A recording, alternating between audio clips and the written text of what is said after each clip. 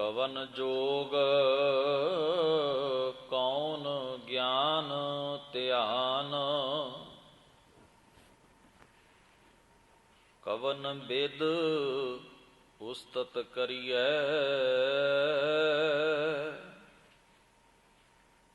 ਸਿਧ ਸਾਧਿਕ 33 core,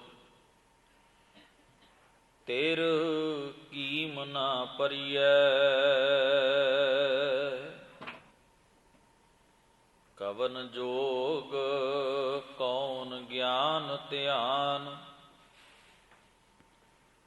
ਕਵਨ ਬਿਦ ਉਸਤਤ ਕਰੀਐ।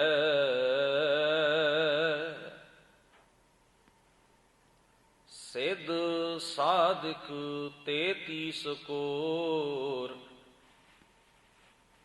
ਤੇਰ ਕੀਮ ਨਾ ਪਰੀਐ।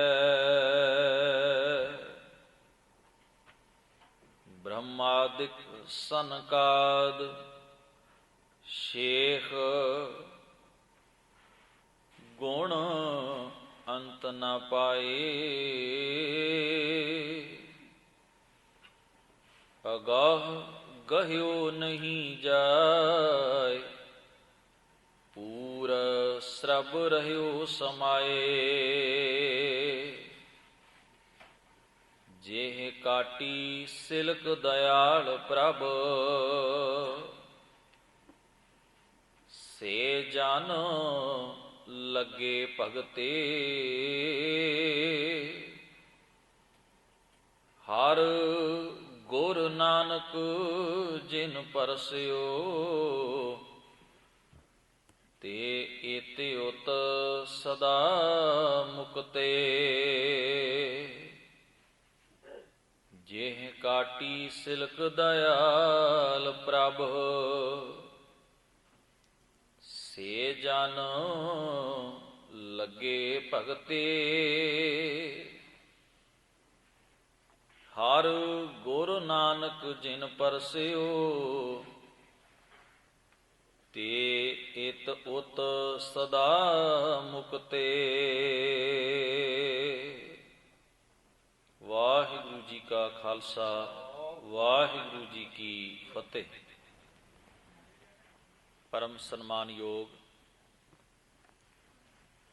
ਦੀਨ ਦੁਨੀ ਦੇ ਮਾਲਕ ਸਤਿਗੁਰੂ ਧੰਨ ਧੰਨ ਗੁਰੂ ਗ੍ਰੰਥ ਸਾਹਿਬ ਮਹਾਰਾਜ ਸੱਚੇ ਪਾਤਸ਼ਾਹ ਜੀ ਦੇ ਸਜੇ ਹੋਏ ਪਾਵਨ ਦਰਬਾਰ ਦੀਆਂ ਹਾਜ਼ਰੀਆਂ ਭਰਦਿਆਂ ਆਪ ਸਰਬੱਤ ਸੰਗਤ ਨੇ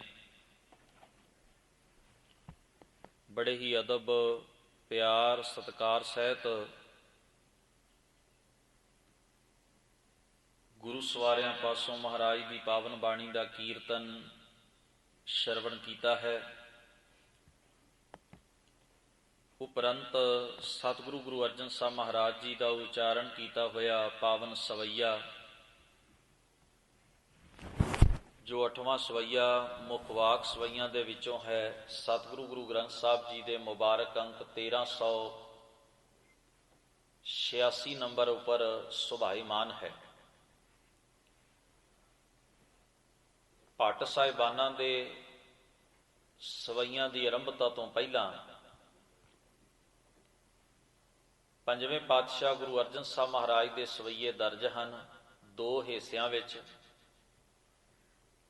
ਪਹਿਲੇ 9 ਸਵਈਏ ਹਨ ਜਿਨ੍ਹਾਂ ਵਿੱਚ ਸਤਿਗੁਰੂ ਗੁਰੂ ਅਰਜਨ ਸਾਹਿਬ ਮਹਾਰਾਜ ਨੇ ਅਕਾਲ ਪੁਰਖ ਵਾਹਿਗੁਰੂ ਦੇ ਗੁਣਾਂ ਦੀ, ਉਸ ਅਕਾਲ ਪੁਰਖ ਵਾਹਿਗੁਰੂ ਦੇ ਸਿਫਤ ਔਰ ਵਡਿਆਈਆਂ ਦੀ ਬਾਤ ਸਾਡੇ ਨਾਲ ਸਾਂਝੀ ਕੀਤੀ ਹੈ। ਤੇ ਇਹ ਗੁਣ ਇਹ ਵਡਿਆਈਆਂ ਗੁਰੂ ਅਰਜਨ ਸਾਹਿਬ ਮਹਾਰਾਜ ਕਹਿੰਦੇ ਨੇ, ਗੁਰੂ ਨਾਨਕ ਸਾਹਿਬ ਮਹਾਰਾਜ ਜਿਹੜੇ ਉਸ ਅਕਾਲ ਪੁਰਖ ਵਾਹਿਗੁਰੂ ਦੇ ਨਾਲ ਉਸ ਰੱਬ ਦੇ ਅਕਾਲ ਪੁਰਖ ਦੇ ਗੁਣਾਂ ਨੂੰ, ਨਾਮ ਨੂੰ ਕਮਾ ਕੇ ਇੱਕ ਸੁਰ ਹੋਏ ਹਨ, ਉਹਨਾਂ ਰਾਹੀਂ ਮੈਨੂੰ ਪ੍ਰਾਪਤ ਹੋਈ। ਇਸ ਕਰਕੇ ਉਹ ਹਰ ਸਵਈਏ ਦੇ ਅਖੀਰ ਉੱਪਰ ਧੰਨ ਗੁਰੂ ਨਾਨਕ ਮਹਾਰਾਜ ਸੱਚੇ ਪਾਤਸ਼ਾਹ ਜੀ ਦੀ ਵਡਿਆਈ ਔਰ ਇਸ ਪੱਖੋਂ ਸਿਫਤ ਕਰਦੇ ਹਨ ਕਿ ਦਾਤਾਰ ਗੁਰੂ ਨਾਨਕ ਮਹਾਰਾਜ ਜੀ ਦੀ ਬਖਸ਼ਿਸ਼ ਨਾਲ ਅਕਾਲ ਪੁਰਖ ਵਾਹਿਗੁਰੂ ਜੀ ਦੇ ਇਹ ਗੁਣ ਮੈਨੂੰ ਪ੍ਰਾਪਤ ਹੋਏ ਹਨ, ਸਮਝ ਵਿੱਚ ਆਏ ਹਨ। ਇਸ ਤੋਂ ਜਿਹੜੇ ਅਗਲੇਰੇ ਸਵਈਏ ਨੇ ਉਹ ਗਿਣਤੀ ਦੇ ਵਿੱਚ 11 ਨੇ। ਕੁੱਲ 20 ਸਵਈਏ ਗੁਰੂ ਅਰਜਨ ਸਾਹਿਬ ਮਹਾਰਾਜ ਦੇ ਉਚਾਰਨ ਕੀਤੇ ਹੋਏ ਨੇ।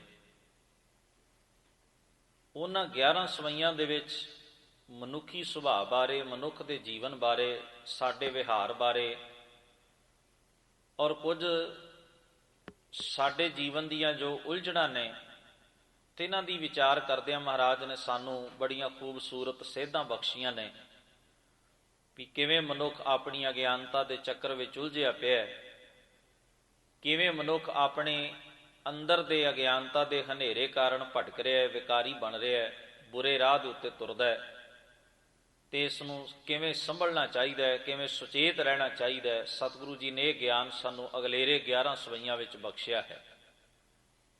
ਖੈਰ, ਸਤਿਗੁਰੂ ਮਹਾਰਾਜ ਜੀ ਦਾ ਉਚਾਰਨ ਕੀਤਾ ਹੋਇਆ ਇਹ 8ਵਾਂ ਸਵਈਆ ਜਿਸ ਦਾ ਪਾਠ ਆਪ ਜੀ ਨੇ ਸੁਣਿਆ। ਧੰਨ ਗੁਰੂ ਅਰਜਨ ਸਾਹਿਬ ਮਹਾਰਾਜ ਬਖਸ਼ਿਸ਼ ਕਰਦੇ ਨੇ, ਕਵਨ ਜੋਗ ਕੌਣ ਗਿਆਨ ਧਿਆਨ ਕਵਨ ਵਿਦ ਉਸਤਤ ਕਰੀਐ। ਸਤਿਗੁਰੂ ਗੁਰੂ ਅਰਜਨ ਸਾਹਿਬ ਮਹਾਰਾਜ ਕਹਿੰਦੇ ਨੇ ਉਹ ਕਿਹੜਾ ਜੋਗ, ਜੋਗ ਦਾ ਕਿਹੜਾ ਸਾਧਨ ਹੈ, ਜੋਗ ਦਾ ਕਿਹੜਾ ਤਰੀਕਾ ਹੈ। ਜੋਗ ਦਾ ਅਰਥ ਹੁੰਦਾ ਹੈ ਮਿਲਾਪ। ਔਰ ਜੋਗ ਮਤ ਜਿਸ ਦੀ ਫਿਲਾਸਫੀ ਇਸ ਆਧਾਰ ਉੱਤੇ ਵੀ ਆਪਣੇ ਚਿੱਤ ਨੂੰ, ਆਪਣੀ ਬ੍ਰਿਤੀ ਨੂੰ, ਕਿਉਂਕਿ ਜੋਗ ਮਤ ਦਾ ਆਚਾਰੀਆ ਸਭ ਤੋਂ ਵੱਧ ਪਤੰਜਲ ਰਿਸ਼ੀ ਮੰਨਿਆ ਗਿਆ। ਪਤੰਜਲ ਰਿਸ਼ੀ ਨੇ ਜੋਗ ਦੀ ਫਿਲਾਸਫੀ ਨੂੰ ਲੋਕਾਂ ਦੇ ਸਾਹਮਣੇ ਲਿਆਂਦਾ। ਜੋਗ ਦਾ ਭਾਵ ਇਹ ਹੈ ਵੀ ਰੱਬ ਨਾਲ, ਅਕਾਲ ਪੁਰਖ ਨਾਲ, ਉਸ ਪ੍ਰਭੂ ਪਰਮਾਤਮਾ ਦੇ ਨਾਲ ਮਿਲਾਪ।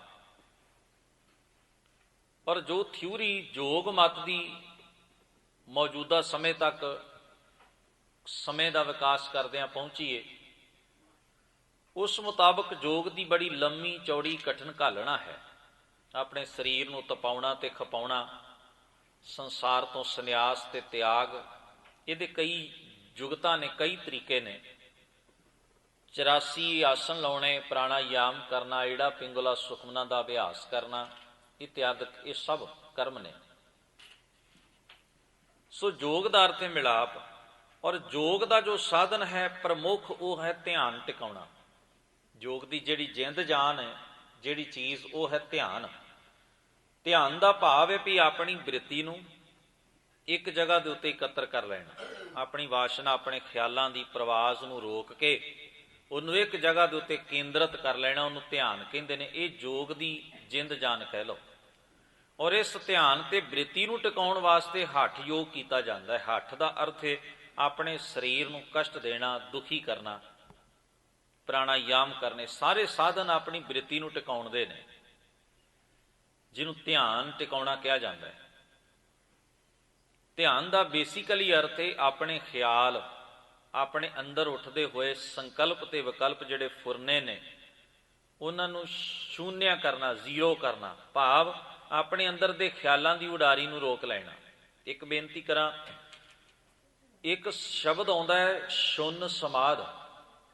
ਸ਼ੂਨ ਸਮਾਧ ਗੁਰਬਾਣੀ ਵਿੱਚ ਵੀ ਵਰਤਿਆ, ਜੋਗ ਮਤ ਦਾ ਸ਼ਬਦ ਹੈ। ਸ਼ੂਨ ਦਾ ਅਰਥ ਹੁੰਦਾ ਹੈ ਸ਼ੂਨਿਆ, ਜ਼ੀਰੋ, ਬਿਲਕੁਲ ਚੁੱਪ, ਅਫੁਰ।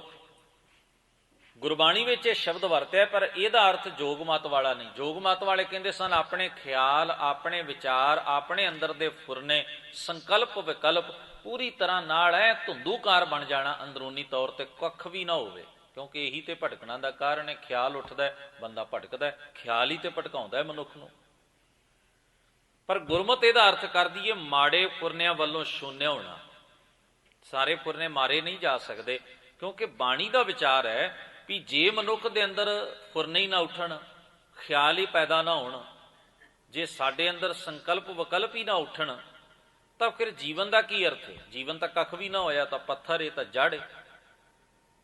ਖਿਆਲ ਉੱਠਦੇ ਨੇ ਤੇ ਸਾਡਾ ਜੀਵਨ ਚੱਲਦਾ ਨਾ। ਖਿਆਲਾਂ ਦੇ ਸਿਰ ਤੇ, ਵਿਚਾਰਾਂ ਦੇ ਸਿਰ ਤੇ, ਭਾਵਨਾਵਾਂ ਦੇ ਸਿਰ ਦੇ ਉੱਤੇ ਸਾਡਾ ਜੀਵਨ ਚੱਲ ਰਿਹਾ। ਇਹਦੇ 'ਚ ਰਸ ਹੈ, ਇਹਦੇ 'ਚ ਰੰਗ ਹੈ। ਤੁਸੀਂ ਗੌਰ ਕਰਕੇ ਵੇਖੋ, ਜੇ ਭਲਾ ਸਾਡੇ ਅੰਦਰ ਇਹ ਵਿਚਾਰ ਖਿਆਲ ਨਾ ਉੱਠਣ, ਸਾਡੇ ਮਨ ਦੀ ਇਹ ਦਸ਼ਾ ਨਾ ਹੋਵੇ, ਇਹ ਸੰਕਲਪ ਵਿਕਲਪ ਨਾ ਹੋਣ, ਤੇ ਕੀ ਹੋਵੇ ਸਾਡੇ ਜੀਵਨ 'ਚ? ਕੱਖ ਵੀ ਨਹੀਂ ਹੈ। ਇਹ ਸਾਡਾ ਜਿਹੜਾ ਸਰੀਰ ਹੈ, ਇਹ ਉਹੀ ਕਿਰਿਆ ਕਰਦਾ ਜੋ ਸਾਡੇ ਅੰਦਰ ਖਿਆਲ ਉੱਠਦੇ, ਸੰਕਲਪ ਵਿਕਲਪ ਫੁਰਨੇ ਉੱਠਦੇ ਨੇ, ਵਿਚਾਰ ਉੱਠਦੇ ਨੇ। ਗੁਰਮਤਿ ਇਹਨਾਂ ਨੂੰ ਖਤਮ ਕਰਨ ਦੀ ਗੱਲ ਨਹੀਂ ਕਰਦੀ, ਕਿਉਂਕਿ ਨਾ ਇਹ ਹੋ ਸਕਦੇ ਨੇ, ਨਾ ਇਹ ਪੋਸੀਬਲ ਹੈ, ਨਾ ਇਹ ਸੰਭਵ ਹੈ, ਤੇ ਨਾ ਹੀ ਐਸਾ ਕਰਨਾ ਯੋਗ ਹੈ। ਗੁਰਮਤਿ ਕਹਿੰਦੀ ਏ ਤੁਸੀਂ ਨੈਚੁਰਲ, ਇਹ ਕੁਦਰਤ ਨੇ, ਨੇਚਰ ਨੇ ਸਾਡੀ ਬਣਤਰ ਬਣਾਈ ਏ। ਇਹਨੂੰ ਕਹਿਣਾ ਅਸੀਂ ਬਾਣੀ ਦੇ ਵਿੱਚ ਮਹਾਰਾਜ ਦਾ ਬਚਨ ਪੜ੍ਹਦੇ ਹਾਂ ਵੀ ਹੁਕਮ ਰਜ਼ਾਈ ਚੱਲਣਾ ਨਾਨਕ ਲਿਖਿਆ ਨਾਲ। ਹੁਕਮ ਰਜ਼ਾਈ ਦਾ ਅਰਥ ਹੈ ਵੀ ਇਹ ਕੁਦਰਤ ਨੇ ਤੁਹਾਡੀ ਬਣਤਰ ਬਣਾਈ ਏ, ਤੁਸੀਂ ਇਹਨੂੰ ਕਿਵੇਂ ਖਤਮ ਕਰ ਸਕਦੇ ਹੋ?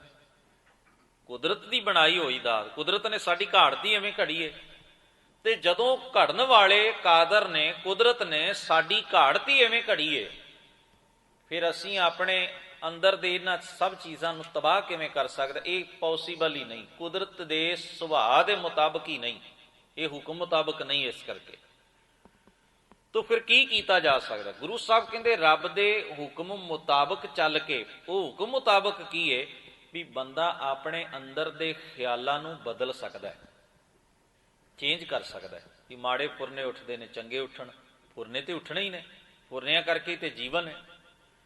ਵੀ ਮੇਰੇ ਅੰਦਰ ਜਿਹੜੇ ਵਿਚਾਰ ਨੇ, ਖਿਆਲ ਨੇ, ਉਹ ਚੰਗੇਰੇ ਬਣ ਜਾਣ ਤਾਂ ਕਿ ਮੇਰਾ ਜੀਵਨ ਚੰਗਾ ਹੋਵੇ। ਉਹ ਖਿਆਲਾਂ ਦੀ ਅਦਲਾ ਬਦਲੀ ਹੋ ਸਕਦੀ ਹੈ, ਫੁਰਨੇ ਬਦਲ ਸਕਦੇ ਨੇ, ਸੰਕਲਪ ਵਿਕਲਪ ਬਦਲ ਸਕਦੇ ਨੇ। ਪਰ ਜੇ ਕੋਈ ਆ ਕੇ ਵੀ ਇਹ ਹੋਣਾ ਹੀ ਕੱਖ ਨਹੀਂ ਚਾਹੀਦਾ, ਜ਼ੀਰੋ ਤੇ ਖਲੋ ਜਾਏ ਮਨੁੱਖ ਆ ਕੇ, ਤੇ ਉਹ ਨਹੀਂ ਹੋ ਸਕਦਾ। ਉਹ ਤੇ ਡੈਡ ਹੈ ਫਿਰ ਮਨੁੱਖ ਪੂਰੀ ਤਰ੍ਹਾਂ।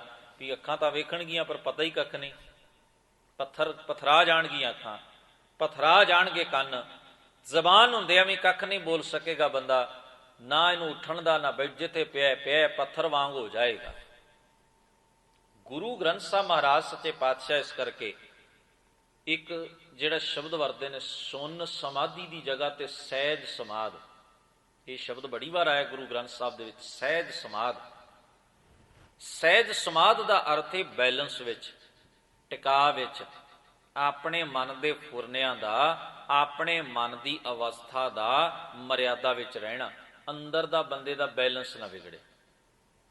ਵੀ ਬੰਦਾ ਜੇ ਸਹਿਜ ਵਿੱਚ, ਬੈਲੈਂਸ ਵਿੱਚ, ਟਿਕਾ ਵਿੱਚ, ਮਰਿਆਦਾ ਵਿੱਚ ਹੈ, ਤੇ ਸਮਝੋ ਬੜਾ ਸੋਹਣਾ ਜੀਵਨ ਚੱਲ ਰਿਹਾ। ਸਾਰਾ ਜੀਵਨ ਹੈ ਹੀ ਮਰਿਆਦਾ ਦਰਅਸਲ।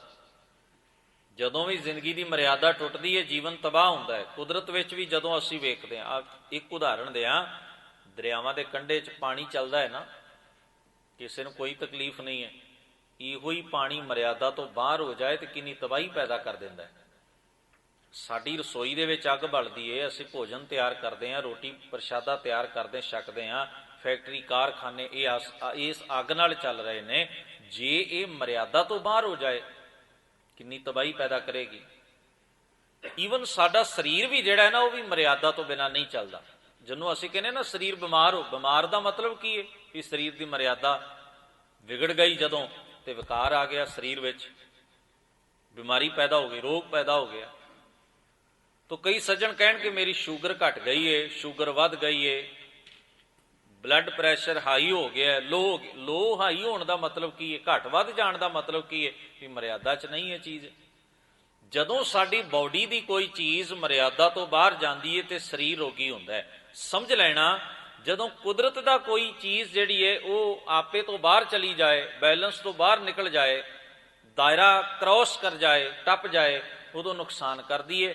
ਇਸੇ ਤਰ੍ਹਾਂ ਸਾਡੇ ਮਨ ਦੀ ਜੇਕਰ ਮਰਿਆਦਾ ਬਣ ਜਾਏ ਗੁਰਮਤਿ ਦੇ ਗਿਆਨ ਦੇ ਮੁਤਾਬਕ, ਤੇ ਮਨ ਸੁਖੀ ਹੈ। ਜਦੋਂ ਸਾਡੇ ਅੰਦਰ ਦੀ ਮਰਿਆਦਾ ਵਿਗੜੀ, ਜੀਵਨ ਤਬਾਹ ਹੋਇਆ। ਸਾਡੀ ਜ਼ਿੰਦਗੀ ਵਿੱਚ ਵਿਕਾਰਾਂ ਦੀ ਬਰਬਾਦੀ ਹੀ ਤਾਂ ਹੈ ਕਿਉਂਕਿ ਮਰਿਆਦਾ ਕੋਈ ਨਹੀਂ। ਮਨ ਦੀ ਮਰਿਆਦਾ ਜਦੋਂ ਵਿਗੜਦੀ, ਇਸ ਕਰਕੇ ਗੁਰੂ ਨੇ ਬਾਣੀ ਦੇ ਵਿੱਚ ਆਖਿਆ ਗਿਆਨ ਕਾ ਬੱਧਾ ਮਨ ਰਹਿ। ਬੱਧਾ ਦਾ ਅਰਥ ਮਰਿਆਦਾ 'ਚ ਰੱਖਦਾ। ਬੰਨਣ ਦਾ ਅਰਥ ਇਹ ਨਹੀਂ ਵੀ ਇਹਨੂੰ ਜੂੜ ਦਿੱਤਾ, ਇਹਨੂੰ ਕੈਦੀ ਬਣਾ ਲਿਆ। ਬੱਧਾ ਦਾ ਅਰਥ ਹੈ ਬੰਨਣਾ।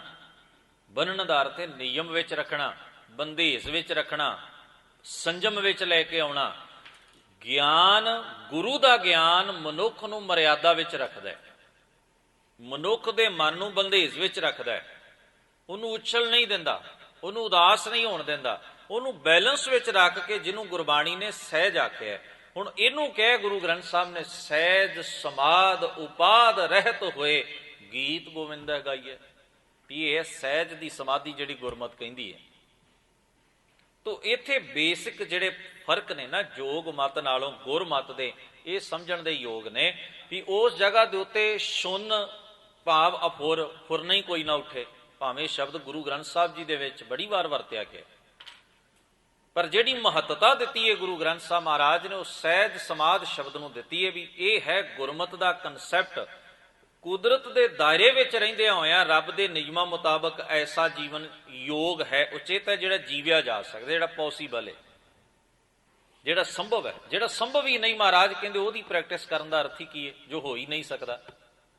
ਤੋ ਮਨੁੱਖ ਦਾ ਜੀਵਨ ਬੜਾ ਕੀਮਤੀ ਹੈ, ਇਹ ਉਸੇ ਚੀਜ਼ ਉੱਤੇ ਲਾਉਣਾ ਹੀ ਯੋਗ ਹੈ ਜਿਹੜਾ ਕਰਮ ਮਨੁੱਖ ਕਰ ਸਕਦਾ, ਜਿਹੜਾ ਕੁਦਰਤ ਦੇ ਦਾਇਰੇ ਵਿੱਚ ਆਉਂਦਾ। ਜਿਹੜਾ ਕੁਦਰਤ ਦੇ ਦਾਇਰੇ ਵਿੱਚ ਹੀ ਨਹੀਂ ਆਉਂਦਾ, ਐਸੀਆਂ ਸੋਚਾਂ, ਐਸੇ ਕਰਮ ਮਨੁੱਖ ਦੀ ਜ਼ਿੰਦਗੀ ਨੂੰ ਤਬਾਹ ਕਰਨ ਔਰ ਅਜਾਈਂ ਗਵਾ ਦੇਣ ਤੋਂ ਬਿਨਾਂ ਕੱਖ ਨਹੀਂ ਨੇ। ਮੈਨੂੰ ਇੱਕ ਸਾਖੀ ਯਾਦ ਹੈ, ਸਾਹਿਬ ਗੁਰੂ ਗੋਬਿੰਦ ਸਿੰਘ ਸਾਹਿਬ ਮਹਾਰਾਜ ਜੀ ਪਾਉਂਟਾ ਸਾਹਿਬ ਦੀ ਧਰਤੀ ਤੇ ਉਸ ਵੇਲੇ ਬਿਰਾਜਮਾਨ ਸਨ। ਜਦੋਂ ਇੱਕ ਜੋਗੀ ਨੇ ਆ ਕੇ ਮਹਾਰਾਜ ਨੂੰ ਕਿਹਾ ਸੀ, ਸੱਚੇ ਪਾਤਸ਼ਾਹ ਮੈਂ ਸੋਚ ਰਿਹਾ ਇੱਕ ਐਸਾ ਤਪ ਕਰਨ ਬਾਰੇ, ਇੱਕ ਐਸੀ ਤਪੱਸਿਆ ਕਰਨ ਬਾਰੇ, ਕਿਉਂਕਿ ਭਾਰਤੀ ਮਤ ਮਤਾਂਦਰਾਂ ਦੇ ਅੰਦਰ ਇਹ ਖਿਆਲ ਬੜਾ ਹੀ ਡੂੰਘਾ ਧੱਸਿਆ ਹੋਇਆ ਲੋਕਾਂ ਦੀ ਸੋਚ ਦੇ ਅੰਦਰ। ਐਸੇ ਵੀ ਮਤ ਨੇ ਵਾਮ ਮਾਰਗੀਆਂ ਵਰਗੇ, ਜਿਹੜੇ ਵਿਲਾਸੀ ਮਤ ਨੇ ਵੀ ਖਾਓ ਪੀਓ ਐਸ਼ ਕਰੋ, ਰੱਜ ਕੇ ਜੋ ਤੁਹਾਡਾ ਮਨ ਕਹਿੰਦੇ। ਜਿਵੇਂ ਓਸ਼ੋ ਰਜਨੀਸ਼ ਕਹਿੰਦਾ ਸੀ ਨਾ, ਉਹਦੀ ਥਿਊਰੀ ਸੀ ਕਿ ਤੁਹਾਡੇ ਮਨ 'ਚ ਜੇ ਕੋਈ ਗੱਲ ਆਈ ਹੈ, ਭਾਵੇਂ ਮਾੜੀ ਹੈ ਚੰਗੀ ਹੈ, ਉਹਨੂੰ ਪੂਰਾ ਕਰ ਛੱਡੋ, ਮਨ ਹਲਕਾ ਹੋ ਜਾਂਦਾ ਹੈ, ਆਪੇ ਹੀ ਸਮਾਧੀ ਲੱਗ ਗਈ। ਇਹ ਬੜੀ ਵਿਚਿੱਤਰ ਬਾਤ ਸੀ, ਔਰ ਇਹ ਵੀ ਗੱਲ ਉਹਦੀ ਆਪਣੀ ਗੱਲ ਨਹੀਂ ਹੈ, ਇਹ ਗੱਲ ਉਹਨ ਵਾਮ ਮਾਰਗੀਆਂ ਤੋਂ ਸਿੱਖੀ ਹੈ। ਵਾਮ ਮਾਰਗੀ ਕਹਿੰਦੇ ਸਨ ਮਾਸ ਮਥੁਰਾ ਮੈਦ, ਇਸ ਮੈਥੁਨ, ਇਹ ਸਭ ਜੋ ਕੁਝ ਵੀ ਤੁਹਾਡਾ ਮਨ ਕਰਦਾ, ਤੁਸੀਂ ਨਸ਼ਾ ਪੀਣਾ ਪੀ ਲਓ, ਰੱਜ ਕੇ ਪੀਂਦੇ ਵੀ ਸਨ। ਜੋਗੀ ਜਿਹੜੇ ਸਨ, ਵਾਮ ਮਾਰਗੀ ਜਿਹੜੇ ਸਨ, ਮਤ ਦੇ ਨਾਲ ਸੰਬੰਧ ਰੱਖਣ ਵਾਲੇ, ਉਹ ਮਾਸ ਦਾ ਹਾਰ ਵੀ ਇਕੱਠੇ ਬਹਿ ਕੇ ਕਰਦੇ, ਸ਼ਰਾਬ ਦਾ ਹਾਰ ਵੀ ਇਵੇਂ, ਉਹਨੂੰ ਭੈਰਵੀ ਚੱਕਰ ਕਹਿੰਦੇ ਸਨ। ਚੱਕਰ ਬਣਾ ਲੈਂਦੇ, ਇਕੱਠੇ ਹੋ ਜਾਂਦੇ, ਔਰ ਉਹ ਰੱਜ ਕੇ ਖਾਂਦੇ ਪੀਂਦੇ ਜੋ ਉਹਨਾਂ ਦੇ ਮਨ ਵਿੱਚ ਆਉਂਦਾ। ਨਸ਼ੇ ਵੀ ਰੱਜ ਕੇ ਕਰਦੇ, ਉਹ ਭੋਜਨ ਜਿਹੜਾ ਸਰੀਰ ਲਈ ਠੀਕ ਨੇ ਉਹ ਵੀ ਰੱਜ ਕੇ ਖਾਂਦੇ, ਔਰ ਉਹਨਾਂ ਦੇ ਅੰਦਰ ਵਿਵਚਾਰ ਦੀ ਵੀ ਖੁੱਲ੍ਹ ਸੀ, ਵਿਵਚਾਰ ਦੀ ਮਨਾਹੀ ਕੋਈ ਨਹੀਂ ਸੀ। ਭਾਵ ਇਹ ਵੀ ਕਿਰਦਾਰ ਨਾਮ ਦਾ ਕੋਈ ਵੀ ਅੰਸ਼ ਉਹਨਾਂ ਦੇ ਜੀਵਨ 'ਚ ਨਹੀਂ ਸੀ, ਬਿਲਕੁਲ ਭ੍ਰਿਸ਼ਟੇ ਹੋਏ ਕਿਰਦਾਰ ਸਨ। ਗੁਰੂ ਨਾਨਕ ਮਹਾਰਾਜ ਸੱਚੇ ਪਾਤਸ਼ਾਹ ਜਦੋਂ ਅਸਾਮ, ਬੰਗਾਲ, ਇੱਧਰ ਦੇ ਇਲਾਕਿਆਂ ਵਿੱਚ ਸਤਿਗੁਰੂ ਜਦੋਂ ਧਰਮ ਪ੍ਰਚਾਰ ਹਿਤ ਮਨੁੱਖਤਾ ਦੇ ਭਲੇ ਲਈ ਜਾਂਦੇ ਨੇ, ਤਾਂ ਇਹਨਾਂ ਫਿਰਕਿਆਂ ਦੇ ਨਾਲ ਗੁਰੂ ਨਾਨਕ ਸਾਹਿਬ ਦਾ ਬਹੁਤ ਵਾਹ ਵਾਸਤਾ ਪਿਆ। ਇਹਨਾਂ ਨੂੰ ਮਹਾਰਾਜ ਨੇ ਆਪਣੇ ਕਿਰਦਾਰ ਨੂੰ ਸਵਾਰਨ ਦੀ ਬਹੁਤ ਉਚੇਰੀ ਸਿੱਖਿਆ ਬਖਸ਼ਿਸ਼ ਕੀਤੀ ਹੈ, ਔਰ ਸਮਝਾਇਆ ਵੀ ਇਹ ਜਿਹੜਾ ਜੀਵਨ ਹੈ ਨਾ, ਬੜਾ ਕੀਮਤੀ ਤੇ ਦੁਰਲੱਭ ਹੈ। ਜਦੋਂ ਤੁਹਾਡੇ ਅੰਦਰ ਮਨੁੱਖੀ ਸੁਭਾਅ ਹੀ ਨਾ ਰਹਿ ਗਿਆ, ਇਹ ਥੋੜ੍ਹੀ ਹੈ ਵੀ ਇਕੱਲੇ ਸਰੀਰ ਦੇ ਵਿਲਾ ਜੋ ਮਨ ਚ ਆਇਆ ਸਰੀਰ ਨਾਲ ਭੋਗ ਛੱਡਣਾ, ਇਹ ਤਾਂ ਕੋਈ ਜੀਵਨ ਨਹੀਂ ਹੈ। ਸਤਿਗੁਰੂ ਨੇ ਉੱਥੇ ਉਹਨਾਂ ਨੂੰ ਕਿਰਦਾਰ ਦੀ ਮਹੱਤਤਾ ਸਮਝਾਈ ਵੀ ਇਵੇਂ ਜੇ ਤੁਹਾਡੀ ਥਿਊਰੀ ਸਾਰੀ ਦੁਨੀਆ ਤੇ ਲਾਗੂ ਕੀਤੀ ਜਾਏ, ਬਾਕੀ ਸਮਾਜ ਤੇ ਲਾਗੂ ਕੀਤੀ ਜਾਏ, ਇਹ ਤੇ ਸਮਾਜ ਬਰਬਾਦ ਹੋ ਜਾਏਗਾ। ਇੱਥੇ ਰਹੇਗਾ ਕੀ? ਕੋਈ ਰਿਸ਼ਤਾ ਨਹੀਂ ਬਚਣਾ, ਕਿਸੇ ਦੀ ਸਿਹਤ ਨਹੀਂ ਬਚਣੀ, ਮਨੁੱਖ ਦੇ ਸਮਾਜ ਦੀ ਤਬਾਹੀ ਹੋ ਜਾਏਗੀ, ਸਾਰੀਆਂ ਸੱਭਿਅਤਾਵਾਂ ਮਲੀਆ ਮੇਟ ਹੋ ਜਾਣਗੀਆਂ ਜੇ ਤੁਹਾਡੇ ਇਸ ਖਿਆਲ ਨੂੰ, ਤੁਹਾਡੇ ਇਹਨਾਂ ਨਿਯਮਾਂ ਨੂੰ ਬਾਕੀਆਂ ਤੇ ਲਾਗੂ ਕੀਤਾ ਜਾਏ। ਤੇ ਸੱਚੀ ਬਾਤ ਤਾਂ ਇਹ ਹੈ ਵੀ ਤੁਹਾਡੇ ਮਨਾਂ ਦੇ ਅੰਦਰ ਜਿਹੜੀ ਹਵਸ ਹੈ, ਜਿਹੜਾ ਤੁਹਾਡੇ ਮਨਾਂ ਦੇ ਅੰਦਰ ਚਸਕੇ ਭੋਗਣ ਦੀ ਪ੍ਰਵਿਰਤੀ ਹੈ, ਸੁਭਾਅ ਹੈ, ਉਹਨੂੰ ਤੁਸੀਂ ਧਰਮ ਦੇ ਨਾਂ ਦੇ ਉੱਤੇ ਪੂਰਿਆਂ ਕਰਦੇ ਹੋ ਤੇ ਕਹਿੰਦੇ ਹੋ ਵੀ ਇਹ ਨਿਯਮ ਨੇ, ਇਹਦੇ ਨਾਲ ਮਨ ਹਲਕਾ ਹੁੰਦਾ। ਆਰਗੂਮੈਂਟ ਹੋ ਜਾਂਦੇ ਨਾ, ਬੰਦਾ ਭਾਵੇਂ ਅੰਦਰੋਂ ਗਲਤ ਹੁੰਦਾ ਹੈ ਪਰ ਆਪਣੇ ਗਲਤੀ ਦੇ ਹੱਕ ਵਿੱਚ ਵੀ ਦਲੀਲਾਂ ਪੈਦਾ ਕਰ ਲੈਂਦਾ। ਇਹ ਮਨੁੱਖ ਦਾ ਸੁਭਾਅ ਹੈ। ਓਸ਼ੋ ਰਜਨੀਸ਼ ਨੇ ਆਪਣੀ ਥਿਊਰੀ ਉਹਨਾਂ ਤੋਂ ਲਈ ਹੈ ਵੀ ਜੋ ਤੁਹਾਡੇ ਮਨ ਵਿੱਚ ਆਉਂਦਾ ਤੁਸੀਂ ਉਹ ਵਿਵਚਾਰ ਵੀ ਕਰੋ। ਕਿ ਕਿਰਦਾਰ ਨੀਵਾਂ ਹੁੰਦਾ, ਇਹਦੇ ਨਾਲ ਕਿਰਦਾਰ ਦਾ ਕੀ ਸੰਬੰਧ ਹੈ, ਉਹ ਕਹਿੰਦਾ ਸੀ। ਔਰ ਇਸ ਕਰਕੇ ਤੁਸੀਂ ਆਪਣੇ ਮਨ ਆਈ ਕਰ ਸਕਦੇ ਹੋ, ਮਨ ਹਲਕਾ ਹੋ ਜਾਏ, ਜਦੋਂ ਬੋਝ ਨਾ ਰਹਿ ਜਾਏ ਤੇ ਆਪੇ ਹੀ ਮਨੁੱਖ ਦੀ ਸੁਰਤ ਜਿਹੜੀ ਹੈ ਉਹ ਫਰੈਸ਼ ਹੋ ਜਾਂਦੀ ਹੈ, ਪੂਰੀ ਤਰ੍ਹਾਂ ਬੰਦਾ ਅੰਦਰੋਂ। ਹੁਣ ਗੁਰੂ ਗ੍ਰੰਥ ਸਾਹਿਬ ਜੀ ਨੇ ਜਿਹੜਾ ਬੋਲ ਕੇ ਨਾ ਇਹ ਸਾਰੇ ਰੋਲ ਘਚੋਲੇ ਬਾਰੇ, ਉਹ ਸਤਿਗੁਰੂ ਜੀ ਕਹਿੰਦੇ ਵਿਖਿਆ ਮੈਂ ਕਿਨਹੀ ਤ੍ਰਿਪਤ ਨਾ ਪਾਈ। ਵਿਖਿਆ ਕਹਿੰਦੇ ਨੇ ਜ਼ਹਿਰ ਨੂੰ, ਮਾਇਆ ਨੂੰ, ਚਸਕਿਆਂ, ਵਾਸ਼ਨਾ ਨੂੰ। ਵਾਸ਼ਨਾ ਰੱਖ ਕੇ ਬੰਦਾ ਜਿੰਨੀ ਇਹਨੂੰ ਵਧਾਈ ਜਾਏ ਉਨੀ ਵੱਧਦੀ ਜਾਂਦੀ, ਇਹਦੇ 'ਚ ਸੁੱਖ ਨਹੀਂ, ਤ੍ਰਿਪਤੀ ਰਜੇਵਾਂ ਹੈ ਹੀ ਨਹੀਂ, ਇਸ ਗੱਲ 'ਚ ਰੱਜਦਾ ਨਹੀਂ ਇਹ ਬੰਦਾ। ਵਿਖਿਆ ਮਹਿ ਕਿਨ ਹੀ ਤ੍ਰਿਪਤ ਨਾ ਪਾਈ, ਅੱਗੇ ਸ਼ਬਦ ਵਰਤਿਆ ਜਿਉਂ ਪਾਵਕ ਈਂਧਨ ਨਹੀਂ ਧਰਾਪੈ। ਪਾਵਕ ਕਹਿੰਦੇ ਨੇ ਅੱਗ ਨੂੰ, ਈਂਧਨ ਕਹਿੰਦੇ ਨੇ ਲੱਕੜੀਆਂ ਨੂੰ, ਬਾਲਣ ਨੂੰ। ਜਿਉਂ ਪਾਵਕ ਈਂਧਨ ਨਹੀਂ ਧਰਾਪੈ, ਜਿਵੇਂ ਅੱਗ ਬਾਲਣ ਨਾਲ, ਲੱਕੜਾਂ ਨਾਲ ਰੱਜਦੀ ਨਹੀਂ। ਬਿਨ ਹਰ ਕਹਾਂ ਗਾਈ। ਹੁਣ ਅੱਗ ਦੇ ਵਿੱਚ ਅਸੀਂ ਮਣਾ ਮੂੰਹ ਲੱਕੜਾਂ, ਢੇਰਾਂ ਦੇ ਢੇਰ ਲੱਕੜਾਂ ਪਾ ਦਈਏ ਤੇ ਸੋਚੀਏ ਜਦੋਂ ਅੱਗ ਰੱਜ ਗਈ ਆਪੇ ਬੁੱਝ ਜਾਏਗੀ। ਨਹੀਂ, ਉਹ ਤਾਂ ਜਿੰਨੀਆਂ ਪਾਉਂਦੇ ਜਾਓਗੇ ਉਨੀ ਉੱਚੀ ਉੱਠੇਗੀ। ਵਾਸ਼ਨਾ ਹੈ, ਜਿੰਨੀ ਤੁਸੀਂ ਵਾਸ਼ਨਾ ਦੇ ਰਾਹ ਤੇ ਦੌੜਦੇ ਜਾਓਗੇ ਵੱਧਦੀ ਜਾਏਗੀ, ਇਹਨੇ ਘਟਣਾ ਨਹੀਂ। ਇੱਕ ਅੱਗ ਸਮਾਨ ਹੈ, ਗੁਰੂ ਮਹਾਰਾਜ ਕਹਿੰਦੇ ਨੇ, ਔਰ ਇਹ ਅੱਗ ਐਸੀ ਹੈ ਤੁਹਾਨੂੰ ਹੀ ਸਾੜ ਕੇ ਸੁਆਹ ਨਹੀਂ ਕਰਦੀ, ਕਿ ਸਮਾਜ ਦੀ ਮਰਿਆਦਾ ਨੂੰ ਵੀ ਛਿੰਨ ਭਿੰਨ ਕਰਦੀ ਹੈ, ਇਹ ਰਿਸ਼ਤੇ ਵੀ ਤੋੜਦੀ ਹੈ, ਇਹ ਸਭ ਕੁਝ ਤਬਾਹ ਕਰ ਲੈਂਦੀ ਹੈ। ਇਹ ਅੱਗ ਜਿਸ ਪਾਸੇ ਵੀ ਜਾਏ, ਕਿਉਂਕਿ ਇਹਦੀ ਕਿਹੜੀ ਮਰਿਆਦਾ ਹੈ। ਜਿਵੇਂ ਮੈਂ ਪਹਿਲਾਂ ਅਰਜ਼ ਕੀਤੀ ਸੀ ਵੀ ਅੱਗ ਦੀ ਕੀ ਮਰਿਆਦਾ ਹੈ, ਜੋ ਬੈਲੈਂਸ ਵਿਗੜ ਜਾਏ ਅੱਗੇ ਤੋਂ ਅੱਗੇ ਵੱਧਦੀ ਜਾਂਦੀ ਹੈ। ਤੋ ਵਾਸ਼ਨਾ ਮਨੁੱਖ ਦੇ ਜੀਵਨ ਦੇ ਸੁਭਾਅ ਦੇ ਵਿੱਚ ਹੈ, ਮਨੁੱਖੀ ਸੁਭਾਅ 'ਚ ਵਾਸ਼ਨਾ। ਵਾਸ਼ਨਾ ਜੀਵਨ ਨੂੰ ਸੇਧ ਵੀ ਦਿੰਦੀ ਹੈ, ਵਾਸ਼ਨਾ ਮਨੁੱਖ ਦੇ ਜੀਵਨ ਨੂੰ ਸਵਾਰਦੀ ਵੀ ਹੈ, ਇਹਦੇ 'ਚ ਰਸ ਵੀ ਭਰਦੀ ਹੈ। ਪਰ ਇਹ ਅੱਗ ਜਦੋਂ ਮਰਿਆਦਾ ਤੋਂ ਬਾਹਰ ਚਲੀ ਜਾਂਦੀ ਹੈ ਨਾ, ਤਬਾਹੀ ਵੀ ਪੈਦਾ ਕਰਦੀ ਹੈ। ਇਸ ਕਰਕੇ ਗੁਰਮਤਿ ਨੇ ਆਖਿਆ, ਜਿੰਨਾ ਚਿਰ ਆਪਣੀ ਵਾਸ਼ਨਾ ਬਾਰੇ, ਆਪਣੇ ਹੀ ਮਨੁੱਖ ਤੂੰ ਆਪਣੇ ਅੰਦਰ ਦੇ ਚਸਕਿਆਂ ਬਾਰੇ ਸੁਚੇਤ ਨਹੀਂ ਹੁੰਦਾ, ਇਹ ਨਹੀਂ ਵੀ ਜੋ ਮਨ 'ਚ ਆਏ ਉਹਨੂੰ ਭੋਗ ਲੈਣਾ, ਮਾਣ ਲੈਣਾ, ਸਹੀ ਗਲਤ ਦੀ ਵਿਚਾਰ ਹੀ ਨਾ ਕਰਨੀ, ਇਸ ਤਰ੍ਹਾਂ ਤਾਂ ਜ਼ਿੰਦਗੀ ਜਿਹੜੀ ਹੈ ਉਹ ਤਬਾਹ ਹੋਏਗੀ, ਸੁਸਾਇਟੀ ਤਬਾਹ ਹੋਏਗੀ, ਸਮਾਜ ਦੀ ਮਰਿਆਦਾ ਟੁੱਟੇਗੀ, ਮਨੁੱਖੀ ਸਮਾਜ ਜੰਗਲ ਬਣ ਜਾਏਗਾ, ਪਸ਼ੂਆਂ ਦਾ ਵੱਗ ਬਣ ਜਾਏਗਾ। ਖੈਰ, ਉਹ ਇੱਕ ਮਤ ਸੀ। ਬੜੇ ਕਿਸਮ ਦੇ ਫਿਰਕੇ ਸਨ, ਔਰ ਉੱਥੇ ਤਪ ਤੇ ਤਪੱਸਿਆ ਦਾ ਇਤਨਾ ਜ਼ਿਆਦਾ ਪ੍ਰਭਾਵ ਜਿਹੜਾ ਹੈ ਭਾਰਤੀ ਮਤਾਂ ਮਤਾਂਦਰਾਂ ਦੇ ਅੰਦਰ। ਗੁਰੂ ਨੇ ਇੱਕ ਗੱਲ ਕਹੀ ਹੈ, ਗੁਰਮਤ ਵੀ ਤਪ ਨੂੰ ਮੰਨਦੀ ਹੈ, ਪਰ ਗੁਰਮਤ ਦਾ ਜਿਹੜਾ ਤਪ ਹੈ ਨਾ, ਉਹ ਹੱਠ ਵਾਲਾ, ਸਰੀਰ ਨੂੰ ਬਿਨਾਂ ਵਜ੍ਹਾ ਰੱਬ ਦੇ ਨਾਂ ਤੇ ਖਪਾਉਣਾ, ਧਰਮ ਦੇ ਨਾਂ ਤੇ ਖਪਾਉਣ ਵਾਲਾ ਤਪ ਨਹੀਂ ਹੈ। ਮੈਂ ਤਾਂ ਅਕਸਰ ਬੇਨਤੀ ਕਰਦਾ ਹੁੰਨਾ, ਵੇਖੋ ਦੁਨੀਆ ਨੇ ਕਿੰਨੇ ਕਿਸਮ ਦੇ ਵਰਤ ਘੜੇ ਨੇ। ਇਸਲਾਮ ਵਿੱਚ ਰਮਜ਼ਾਨ ਦਾ ਮਹੀਨਾ ਸਾਰਾ ਹੀ ਰੋਜ਼ਿਆਂ ਦਾ ਹੈ, ਔਰ ਸਨਾਤਨੀ ਮਤ ਵਿੱਚ ਭਾਈ ਕਾਹਨ ਸਿੰਘ ਨਾਭਾ ਲਿਖਦੇ ਗਿਣਤੀ ਕੋਈ ਨਹੀਂ, ਕਿੰਨੇ ਕੁ ਵਰਤ ਨੇ, ਕਿਹੜੇ ਕਿਹੜੇ ਦਿਨ ਰੱਖਣੇ ਨੇ, ਕਦੋਂ ਰੱਖਣੇ, ਕੀ ਮਰਿਆਦਾ ਹੈ, ਕਾਹਦੇ ਲਈ। ਕਹਿੰਦੇ ਅਣਗਿਣਤੀ ਨੇ, ਗਿਣਤੀ ਤੋਂ ਬਾਹਰ ਹੀ ਹੈ। ਫਿਰ ਵੀ ਜਿੰਨੇ ਕੁ ਉਹਨਾਂ ਨੇ ਲਿਖੇ, ਕਹਿੰਦੇ ਵੈਸੇ ਤਾਂ ਗਿਣਤੀ ਕੋਈ ਨਹੀਂ ਕੀਤੀ ਜਾ ਸਕਦੀ। ਪਰ ਸਹੀ ਮਾਇਨਿਆਂ ਵਿੱਚ ਕੀ ਗੁਰਮਤ ਵਿੱਚ, ਹੁਣ ਵੇਖੋ ਇਹ ਵੀ ਹਾਠੇ ਹੈ ਨਾ ਵੀ ਭੁੱਖੇ ਰਹਿ ਕੇ ਵੀ ਰੱਬ ਖੁਸ਼ ਹੋ ਜਾਏ, ਰੱਬ ਖੁਸ਼ ਹੋ ਜਾਏ, ਜਾਂ ਫਿਰ ਕੋਈ ਮੇਰਾ ਦੇਵੀ ਦੇਵ, ਮੇਰਾ ਭਗਵਾਨ ਮੇਰੇ ਤੇ ਪ੍ਰਸੰਨ ਹੋ ਜਾਏ।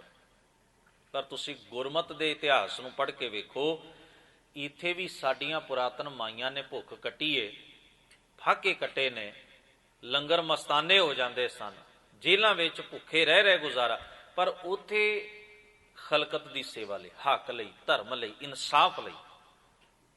ਹੁਣ ਇਹ ਘਾਲਣਾ ਜਿਹੜੀ ਹੈ ਨਾ, ਇਹ ਮਨੁੱਖਤਾ ਵਾਸਤੇ ਹੈ। ਮੈਂ ਨਿੱਜੀ ਤੌਰ ਤੇ ਬੈਠਾ ਰਵਾਂ ਭੁੱਖਾ, ਅੰਨ ਨਾ ਖਾਇਆ, ਸਾਧ ਗਵਾਇਆ, ਬਹੁ ਦੁੱਖ ਪਾਇਆ, ਦੂਜਾ ਪਾਇਆ। ਔਰ ਗੁਰੂ ਨੇ ਲੰਗਰ ਦੀ ਮਰਿਆਦਾ ਚਲਾਈ ਵੀ ਲੋੜ ਮੁਤਾਬਕ ਸਰੀਰ ਦੀ ਸੰਤੁਸ਼ਟੀ, ਸਰੀਰ ਦੀ ਭੁੱਖ ਨੂੰ ਸ਼ਾਂਤ ਕਰਨਾ ਜ਼ਰੂਰੀ ਹੈ। ਤਾਂ ਰੱਬ ਨੇ ਸਾਡੇ ਜੀਵਨ ਦਾ ਇੱਕ ਜ਼ਰੀਆ ਬਣਾ ਕੇ ਦਿੱਤਾ ਹੈ ਨਾ, ਜਿਹਨੂੰ ਸ਼ੇਖ ਫਰੀਦ ਸਾਹਿਬ ਕਹਿੰਦੇ 3.5 ਮਣ ਦੇਹੁਰੀ ਚੱਲੇ ਪਾਣੀ ਅੰਨ। ਰੱਬ ਨੇ ਸਰੀਰ ਦੀ ਬਣਾਵਟ ਹੀ ਇਵੇਂ ਬਣਾਈ। ਪਸ਼ੂ ਵੀ ਆਪਣੇ ਖਾਣ ਦਾ ਪ੍ਰਬੰਧ ਕਰਦਾ ਹੈ, ਪੰਛੀ ਵੀ ਆਪਣੇ ਚੋਗੇ ਦਾ ਪ੍ਰਬੰਧ ਕਰਦਾ ਹੈ, ਜਲਾਂ ਵਿੱਚ, ਥਲਾਂ ਵਿੱਚ, ਹਰ ਜਗ੍ਹਾ ਦੇ ਉੱਤੇ ਜਿੱਥੇ ਜਿੱਥੇ ਵੀ ਜੀਵ ਨੇ ਕੁਦਰਤ ਦੇ ਅੰਦਰ, ਉਹ ਸਭ ਖੁਰਾਕ ਦੇ ਆਸਰੇ ਪਲ ਰਹੇ ਨੇ। ਜੀ ਇਸ ਮਨੁੱਖ ਦੀ ਪਲਣ ਦਾ ਵੀ ਜਰੀਆ ਖੁਰਾਕ ਹੀ ਹੈ। ਆ ਜਿਹੜਾ ਅਸੀਂ ਸਾਹ ਲੈਂਦੇ ਹਾਂ, ਚਲੋ ਇਹ ਤਾਂ ਇੱਕ ਹੋ ਗਿਆ ਵੀ ਉਚੇਚ ਕਰਕੇ ਭੋਜਨ ਬਣਾਇਆ, ਛਕਿਆ, ਪੇਟ ਪੂਰਤੀ ਲਈ, ਐਨਰਜੀ ਵਾਸਤੇ, ਜ਼ਿੰਦਗੀ ਲਈ। ਹੁਣ ਆ ਜਿਹੜਾ ਸਾਹ ਲੈਂਦੇ ਵੀ ਤੇ ਖੁਰਾਕ ਹੀ ਹੈ। ਸਾਹ ਤੋਂ ਬਿਨਾਂ ਤੇ ਸਰੀਰ ਨਹੀਂ ਨਾ ਚੱਲਦਾ, ਤੇ ਸਾਹ ਲੈ ਰਹੇ ਵੀ ਖੁਰਾਕ ਹੀ ਮਿਲ ਰਹੀ ਹੈ ਸਰੀਰ ਨੂੰ। ਇਹ ਸਭ ਕੁਝ ਖੁਰਾਕ ਦਾ ਸਰੀਰ ਨੂੰ ਜਿਉਂਦਿਆਂ ਰੱਖਣ ਦਾ ਇੱਕ ਜਰੀਆ ਕੁਦਰਤ ਨੇ ਬਣਾਇਆ, ਇੱਕ ਢੰਗ ਬਣਾਇਆ, ਤੇ ਸਭ ਤੋਂ ਵੱਡੀ ਖੁਰਾਕ ਤੇ ਇਹ ਹੈ। ਇਸ ਕਰਕੇ ਗੁਰਮਤ ਵਿੱਚ ਸਾਦਾ ਖਾਣ ਦੀ ਤੇ ਰਵਾਇਤ ਹੈ। ਅੰਨ ਪਾਣੀ ਥੋੜਾ ਖਾਇਆ ਦਾ ਸਿਧਾਂਤ ਤੇ ਮਹਾਰਾਜ ਨੇ ਦਿੱਤਾ, ਸੰਜਮ ਵਾਲਾ ਜੀਵਨ। ਪਰ ਹਾਂ, ਜੇ ਕੋਈ ਆਖੇ ਵੀ ਰੱਬ ਇਵੇਂ ਖੁਸ਼ ਹੁੰਦਾ ਹੈ, ਗੁਰੂ ਕਹਿੰਦੇ ਇਹ ਤਾਂ ਭਾਣੇ ਦੀ ਗੱਲ ਹੀ ਨਹੀਂ, ਇਹ ਤਾਂ ਰਜ਼ਾ ਦੀ ਗੱਲ ਹੀ ਨਹੀਂ। ਤੈਨੂੰ ਦੁਖੀ, ਤੈਨੂੰ ਭੁੱਖੇ ਵੇਖ ਕੇ ਰੱਬ ਨੂੰ ਖੁਸ਼ ਹੋਣ ਦਾ ਕੋਈ ਅਰਥ ਨਹੀਂ। ਇਹਦਾ ਮਤਲਬ ਤੂੰ ਸਮਝਦੇ ਰੱਬ ਕੋਈ ਪੱਥਰ ਦੇ ਲੇ। ਉਹ ਤਾਂ ਦਇਆ ਦਾ ਸੋਮਾ ਹੈ, ਉਹ ਤਾਂ ਕਿਰਪਾ ਦਾ ਘਰ ਹੈ। ਉਹਨੇ ਇੱਕ ਨਿਯਮ ਬਣਾਏ ਨੇ ਕੁਦਰਤ ਦੇ, ਉਹਨਾਂ ਨਿਯਮਾਂ ਨੂੰ ਸਮਝ ਕੇ ਹੀ ਤੂੰ ਸੁਖੀ ਜੀ ਸਕਦਾ। ਖੈਰ, ਜੋ ਮੈਂ ਬੇਨਤੀ ਕਰ ਰਿਹਾ ਸਾਂ, ਗੁਰਮਤ ਵਿੱਚ ਐਸੇ ਹੱਠ, ਐਸੇ ਤਪ, ਸਰੀਰ ਨੂੰ ਬੇਵਜ੍ਹਾ ਦੁਖੀ ਕਰਨਾ ਵੀ ਇਸ ਕਰਕੇ ਵੀ ਰੱਬ ਖੁਸ਼ ਹੋਵੇ, ਇਸ ਕਰਕੇ ਵੀ ਮਨ ਵਸ ਆਏ, ਗੁਰਮਤ ਕਹਿੰਦੀ ਹੈ ਨਹੀਂ, ਇਹ ਹੱਠ ਪ੍ਰਵਾਨ ਨਹੀਂ ਹਨ। ਗੁਰਮਤ ਦਾ ਤਪ ਹੈ ਗੁਰ ਸੇਵਾ, ਤਪਾਂ ਸਿਰ ਤਪ ਸਾਰ। ਗੁਰੂ ਦੀ ਸੇਵਾ ਸਾਰੇ ਤਪਾਂ ਤੋਂ ਸ਼੍ਰੋਮਣੀ ਤਪ ਹੈ। ਗੁਰੂ ਦੇ ਦੱਸੇ ਰਾਹ ਦੇ ਉੱਤੇ ਤੁਰਨਾ, ਉਸ ਮੁਤਾਬਕ ਆਪਣੇ ਜੀਵਨ ਦੇ ਅੰਦਰ ਧਰਮ ਦੇ ਗੁਣ ਟਿਕਾਉਣ ਵਾਸਤੇ ਪ੍ਰੈਕਟਿਸ ਕਰਨੀ, ਅਭਿਆਸ ਕਰਨਾ, ਅਕਾਲ ਪੁਰਖ ਵਾਹਿਗੁਰੂ ਦੇ ਉਸ ਸੱਚ ਵਿਆਪਕ ਸਰੂਪ ਦਾ ਅਹਿਸਾਸ ਪਾਉਣ ਵਾਸਤੇ ਯਤਨਸ਼ੀਲ ਰਹਿਣਾ, ਇਹ ਹੈ ਮਨੁੱਖਤਾ ਦੇ ਭਲੇ ਲਈ ਉਦਮ ਕਰਨਾ। ਇਹ ਗੁਰਮਤ ਦਾ ਤਪ ਹੈ। ਖੈਰ, ਉਹ ਜੋਗੀ ਨੇ ਕਿਹਾ, ਮਹਾਰਾਜ ਨੂੰ ਕਹਿਣ ਲੱਗਿਆ, ਜੀ ਮੈਂ ਸੋਚ ਰਿਹਾ ਵੀ ਮੈਂ ਐਸਾ ਤਪ ਕਰਾਂ, ਐਸੇ ਅਭਿਆਸ ਕਰਾਂ ਵੀ ਮੈਂ ਪਾਣੀ ਤੇ ਤੁਰ ਸਕਣਾ, ਮੈਂ ਇਹ ਪ੍ਰੈਕਟਿਸ ਕਰਨੀ ਲੋਚਦਾ, ਤੇ ਸਲਾਹ ਲੈਣੀ ਹੈ ਤੁਹਾਥੋਂ ਵੀ ਕਰ ਲਵਾਂ। ਮਹਾਰਾਜ ਨੇ ਉਹਦੀ ਗੱਲ ਵੱਲ ਕੋਈ ਗੌਰ ਨਹੀਂ ਕੀਤਾ। ਸਤਿਗੁਰੂ ਸੱਚੇ ਪਾਤਸ਼ਾਹ ਜੀ ਦਾ ਸਮਾਂ ਸੀ, ਉਸ ਵੇਲੇ ਮਹਾਰਾਜ ਜਮਨਾ ਵੱਲ ਟਹਿਲਣ ਵਾਸਤੇ ਜਾਇਆ ਕਰਦੇ ਸਨ। ਇਹ ਨਦੀ ਬਿਲਕੁਲ ਪੌਂਟੇ ਦੇ ਨਜ਼ਦੀਕ ਵਗਦੀ ਹੈ, ਔਰ ਜਿੱਥੇ ਅੱਜ ਕੱਲ੍ਹ ਗੁਰਦੁਆਰਾ ਸਾਹਿਬ ਸੁਭਾਏਮਾਨ ਹੈ ਦਸਮ ਪਾਤਸ਼ਾਹ ਹਜ਼ੂਰ ਦੀ ਯਾਦ ਵਿੱਚ, ਇਹ ਬਿਲਕੁਲ ਉਹਦੇ ਨਜ਼ਦੀਕ ਨਾਲ ਖਹਿ ਕੇ ਵਗਦੀ ਹੁੰਦੀ ਸੀ। ਹੁਣ ਥੋੜ੍ਹੀ ਜਿਹੀ ਦੂਰ ਔਰ ਛੋਟੀ ਵੀ ਹੋ ਗਈ, ਸਮੇਂ ਦੇ ਲਿਹਾਜ਼ ਦੇ ਮੁਤਾਬਕ ਪਾਣੀ ਘਟਣ ਕਰਕੇ ਕਈ ਐਸੇ ਫੇਰ ਬਦਲ ਹੋਏ ਨੇ। ਕੁਝ ਮਨੁੱਖੀ ਸੁਭਾਅ ਹੈ ਕਿ ਉਹ ਕੁਦਰਤ ਦੇ ਸੋਮਿਆਂ ਦੀ ਕਦਰ ਨਹੀਂ ਕਰਦਾ, ਹਵਾ ਨੂੰ ਪਲੀਤ ਕਰਦਾ ਬੰਦਾ, ਪਾਣੀ ਦੀ ਕਦਰ ਨਹੀਂ ਕਰਦਾ। ਇਹ ਕੁਦਰਤ ਦੇ ਬੜੇ ਕੀਮਤੀ ਤੋਹਫੇ ਨੇ ਜਿਹੜੇ ਕਿਸੇ ਵੀ ਦੌਲਤ ਵੱਟੇ ਖਰੀਦੇ ਤੇ ਵੇਚੇ ਨਹੀਂ ਜਾ ਸਕਦੇ। ਇਹਨਾਂ ਸਭ ਚੀਜ਼ਾਂ ਦੀ, ਕੁਦਰਤ ਦੀ ਤਾਂ ਮਨੁੱਖ ਨੇ ਕਦਰ ਹੀ ਨਹੀਂ ਜਾਤੀ। ਔਰ ਬੜੀ ਅਫਸੋਸ ਨਾਲ ਕਹਿਣਾ ਪੈਂਦਾ ਹੈ ਵੀ ਜਿਸ ਧਰਤੀ ਨੂੰ ਕਿਹਾ ਜਾਂਦਾ ਹੈ ਨਾ ਵੀ ਇਹ ਧਰਤੀ, ਇਹ ਦੇਸ਼ ਬੜੇ ਧਾਰਮਿਕ ਮਹਾਂਪੁਰਖਾਂ ਦੀ ਆਮਦ ਇਸ ਦੇਸ਼ ਵਿੱਚ ਹੋਈ ਏ, ਉੱਥੋਂ ਦੇ ਲੋਕਾਂ ਤੇ ਕੁਦਰਤ ਦਾ ਸਤਿਆਨਾਸ਼ ਸਭ ਤੋਂ ਵੱਧ ਕੀਤਾ। ਕੋਈ ਨਦੀ ਚੰਗੀ ਨਹੀਂ ਰੱਖੀ, ਕੋਈ ਦਰਿਆ ਚੰਗਾ ਨਹੀਂ ਰੱਖਿਆ, ਹਵਾ ਪਲੀਤ ਕੀਤੀ, ਜੀਵਨ ਹੀ ਇੰਨਾ ਨਿਗਰਿਆ ਹੋਇਆ ਵੀ ਅਸੀਂ ਕੁਦਰਤ ਦੀ ਸਭ ਤੋਂ ਅਨਮੋਲ ਦਾਤਾਂ ਨੇ ਜਿਹੜੀਆਂ ਨਾ, ਉਹ ਵੀ ਗੰਦੀਆਂ ਤੇ ਗੰਧਲੀਆਂ ਕਰ ਦਿੱਤੀਆਂ ਨੇ, ਉਹਨਾਂ ਦੀ ਕੋਈ ਕਦਰ ਹੀ ਹੈ ਨਹੀਂ, ਤਾਂ ਹੀ ਇਹ ਜੀਵਨ ਦੁਖੀ ਹੈ। ਸਤਿਗੁਰੂ ਸੱਚੇ ਪਾਤਸ਼ਾਹ ਗੁਰੂ ਗੋਬਿੰਦ ਸਿੰਘ ਸਾਹਿਬ ਮਹਾਰਾਜ ਦਾ ਸਮਾਂ ਸੀ, ਉਹ ਬੇੜੀ ਵਿੱਚ ਬੈਠ ਕੇ ਟਹਿਲਣ ਜਾਇਆ ਕਰਦੇ ਸਨ ਨਦੀ ਦੇ ਵਿੱਚ। ਸਤਿਗੁਰੂ ਬੇੜੀ ਵਿੱਚ ਬੈਠੇ, ਨਾਲ ਹੀ ਉਹਨੂੰ ਵੀ ਸਾਧ ਨੂੰ ਵੀ ਬਿਠਾ ਲਿਆ ਵੀ ਤੂੰ ਵੀ ਬੈਠ। ਚੱਲ ਪਏ, ਉਧਰ ਦਾ ਚੱਕਰ ਕੱਟਿਆ, ਉਧਰ ਦੇ ਕਿਨਾਰੇ ਤੋਂ ਇੱਧਰ ਆਏ। ਜਦੋਂ ਸਤਿਗੁਰੂ ਬੇੜੀ ਤੋਂ ਉਤਰੇ, ਹਜ਼ੂਰ ਨੇ ਆਪਣੇ ਕੋਲੋਂ ਇੱਕ ਪੈਸਾ ਜਿਹੜਾ ਸੀ ਨਾ, ਉਹ ਮਲਾਹ ਨੂੰ ਦਿੱਤਾ, ਇਨਾਮ ਦੇ ਤੌਰ ਦੇ ਉੱਤੇ। ਉਹਨੇ ਸਤਿਗੁਰਾਂ ਦਾ ਸ਼ੁਕਰ ਕਰਦਿਆਂ ਆਪਣੀ ਖੀਸੇ ਵਿੱਚ ਪਾ ਲਿਆ। ਹੁਣ ਉਸ ਜੋਗੀ ਨੇ ਫੇਰ ਸਵਾਲ ਕਹਿਣ ਲੱਗਿਆ, ਮਹਾਰਾਜ ਤੁਸੀਂ ਮੇਰੀ ਗੱਲ ਦਾ ਉੱਤਰ ਨਹੀਂ ਦਿੱਤਾ, ਕਿੰਨਾ ਸਮਾਂ ਹੋ ਗਿਆ, ਮੈਂ ਤੁਹਾਥੋਂ ਉਚੇਚੀ ਸਲਾਹ ਲੈਣ ਆਇਆ। ਹਜ਼ੂਰ ਕਹਿਣ ਲੱਗੇ, ਤੇਰੇ ਸਵਾਲ ਦਾ ਜਵਾਬ ਦੇ ਤੇ ਦਿੱਤਾ ਹੈ, ਤੂੰ ਸਮਝਿਆ ਨਹੀਂ। ਕਹਿੰਦਾ ਨਹੀਂ ਮਹਾਰਾਜ, ਮੈਂ ਨਹੀਂ ਸਮਝਿਆ, ਕਿਰਪਾ ਕਰਕੇ ਦੁਬਾਰਾ ਦੱਸੋ, ਮੈਂ ਗੌਰ ਨਹੀਂ ਕੀਤਾ। ਹਜ਼ੂਰ ਕਹਿਣ ਲੱਗੇ, ਜਿਹੜਾ ਕੰਮ ਇੱਕ ਪੈਸੇ ਨਾਲ ਹੋ ਸਕਦਾ, ਸਾਰੀ ਜ਼ਿੰਦਗੀ ਤਬਾਹ ਕਰਨ ਦੀ ਕੀ ਲੋੜ ਹੈ ਉਹਦੇ ਉੱਤੇ? ਤੂੰ ਸੋਚ ਰਿਹਾ ਹਾਲੀ ਵੀ ਮੈਂ ਪਾਣੀ ਤੇ ਤੁਰ ਸਕਣਾ, ਮੈਂ ਐਸਾ ਕੁਝ ਅਭਿਆਸ ਕਰਾਂ, ਐਸੇ ਕੋਈ ਤਪ ਕਰਾਂ, ਐਸੇ ਕੋਈ ਮੰਤਰ ਪੜਾਂ ਵੀ ਇੰਨੀ ਮੇਰੇ ਅੰਦਰ ਤਾਕਤ ਆ ਜਾਏ। ਤੂੰ ਤੇ ਸੋਚ ਰਿਹਾ, ਸੁਪਨੇ ਲੈ ਰਿਹਾ ਤੂੰ, ਔਰ ਖੌਰੇ ਸੱਚ ਹੋਵੇ ਕਿ ਨਾ ਹੋ, ਇਹਦਾ ਕੀ ਭਾਵ ਹੈ? ਸਾਰੀ ਜ਼ਿੰਦਗੀ ਤੂੰ ਲਾ ਦੇਂਗਾ ਆਪਣੀ, ਸਾਰਾ ਜੀਵਨ ਤੂੰ ਤਬਾਹ ਇੱਕ ਪੈਸੇ ਨਾਲ। ਵੇਖੋ ਮਨੋ, ਇਹ ਵੀ ਤੇ ਰੱਬ ਦੀ ਦਿੱਤੀ ਹੋਈ ਇੱਕ ਦਾਤ ਹੀ ਹੈ ਨਾ, ਇਹਨੂੰ ਬਖਸ਼ਿਸ਼ ਸਮਝੋ ਵੀ ਮਨੁੱਖ ਨੂੰ ਰੱਬ ਨੇ ਇਹ ਬੁੱਧ ਦਿੱਤੀ ਹੈ। ਆਪਣੀ ਬੁੱਧ ਨਾਲ ਮਨੁੱਖ ਨੇ ਸੋਚਿਆ ਵੀ ਮੈਂ ਆਪਣੇ ਵਜ਼ਨ ਕਰਕੇ ਪਾਣੀ ਤੇ ਤਰ ਨਹੀਂ ਸਕਣਾ, ਕੀ ਕਰਾਂ? ਰੱਬ ਦੀ ਦਿੱਤੀ ਹੋਈ ਬੁੱਧ ਦੀ ਵਰਤੋਂ ਕੀਤੀ ਮਨੁੱਖ ਨੇ, ਇੱਕ ਬੇੜੀ ਦੀ ਘਾੜਤ ਘੜ ਲਈ, ਉਹਦੇ ਵਿੱਚ ਪੂਰਾਂ ਦੇ ਪੂਰ ਇੱਧਰੋਂ ਉੱਧਰ, ਉੱਧਰੋਂ ਇੱਧਰ ਲੰਘ ਰਹੇ ਨੇ। ਇਹ ਵੀ ਤੇ ਰੱਬ ਦੀ ਕਰਾਮਾਤ ਹੈ ਨਾ, ਇਹ ਵੀ ਤਾਂ ਅਭਿਆਸ ਹੀ ਹੈ ਨਾ ਵੀ ਰੱਬ ਦੀ ਦਾਤ ਇਸ ਮੱਤ ਦੀ ਸ਼ੁਭ ਵਰਤੋਂ ਹੋ ਗਈ ਹੈ ਤੇ ਕਿੰਨਾ ਭਲਾ ਹੋ ਗਿਆ। ਦਾਤਾਰ ਜੀ ਆਖਦੇ ਨੇ, ਕਰਮ ਵੀ ਉਹ ਕਰਨਾ ਚਾਹੀਦਾ ਜਿਹੜਾ ਜੀਵਨ ਨੂੰ, ਜੇ ਜੀਵਨ ਹੀ ਤਬਾਹ ਹੋ ਜਾਏ, ਨਤੀਜਾ ਹੀ ਕੱਖ ਨਾ ਨਿਕਲੇ ਤਾਂ ਲਾਭ ਕੀ ਹੋਇਆ? ਜ਼ਿੰਦਗੀ ਦਾ ਕੋਈ ਤੇ ਨਤੀਜਾ ਨਿਕਲੇ ਨਾ, ਨਹੀਂ ਤੇ ਪਾਣੀ ਰਿੜਕਣ ਨਾਲ ਕੀ ਹੋਏਗਾ? ਪਾਣੀ ਚੋਂ ਕੀ ਲੱਭਣਾ? ਦਾਤਾਰ ਇਸੇ ਕਰਕੇ ਮੁਬਾਰਕ ਬਾਣੀ ਵਿੱਚ ਐਸੇ ਫੋਕਟ ਕਰਮਾਂ ਨੂੰ ਪ੍ਰਵਾਨ ਨਹੀਂ ਕਰਦੇ। ਮਹਾਰਾਜ ਆਖਦੇ ਨੇ, ਹੇ ਮਨੁੱਖ, ਤੇਰੀ ਇਹ ਜ਼ਿੰਦਗੀ ਇਹਨਾਂ ਕੰਮਾਂ 'ਚ ਜਾਈ ਖਚਤ ਕਰਨ ਵਾਸਤੇ, ਤਬਾਹ ਕਰਨ ਵਾਸਤੇ ਨਹੀਂ ਹੈ।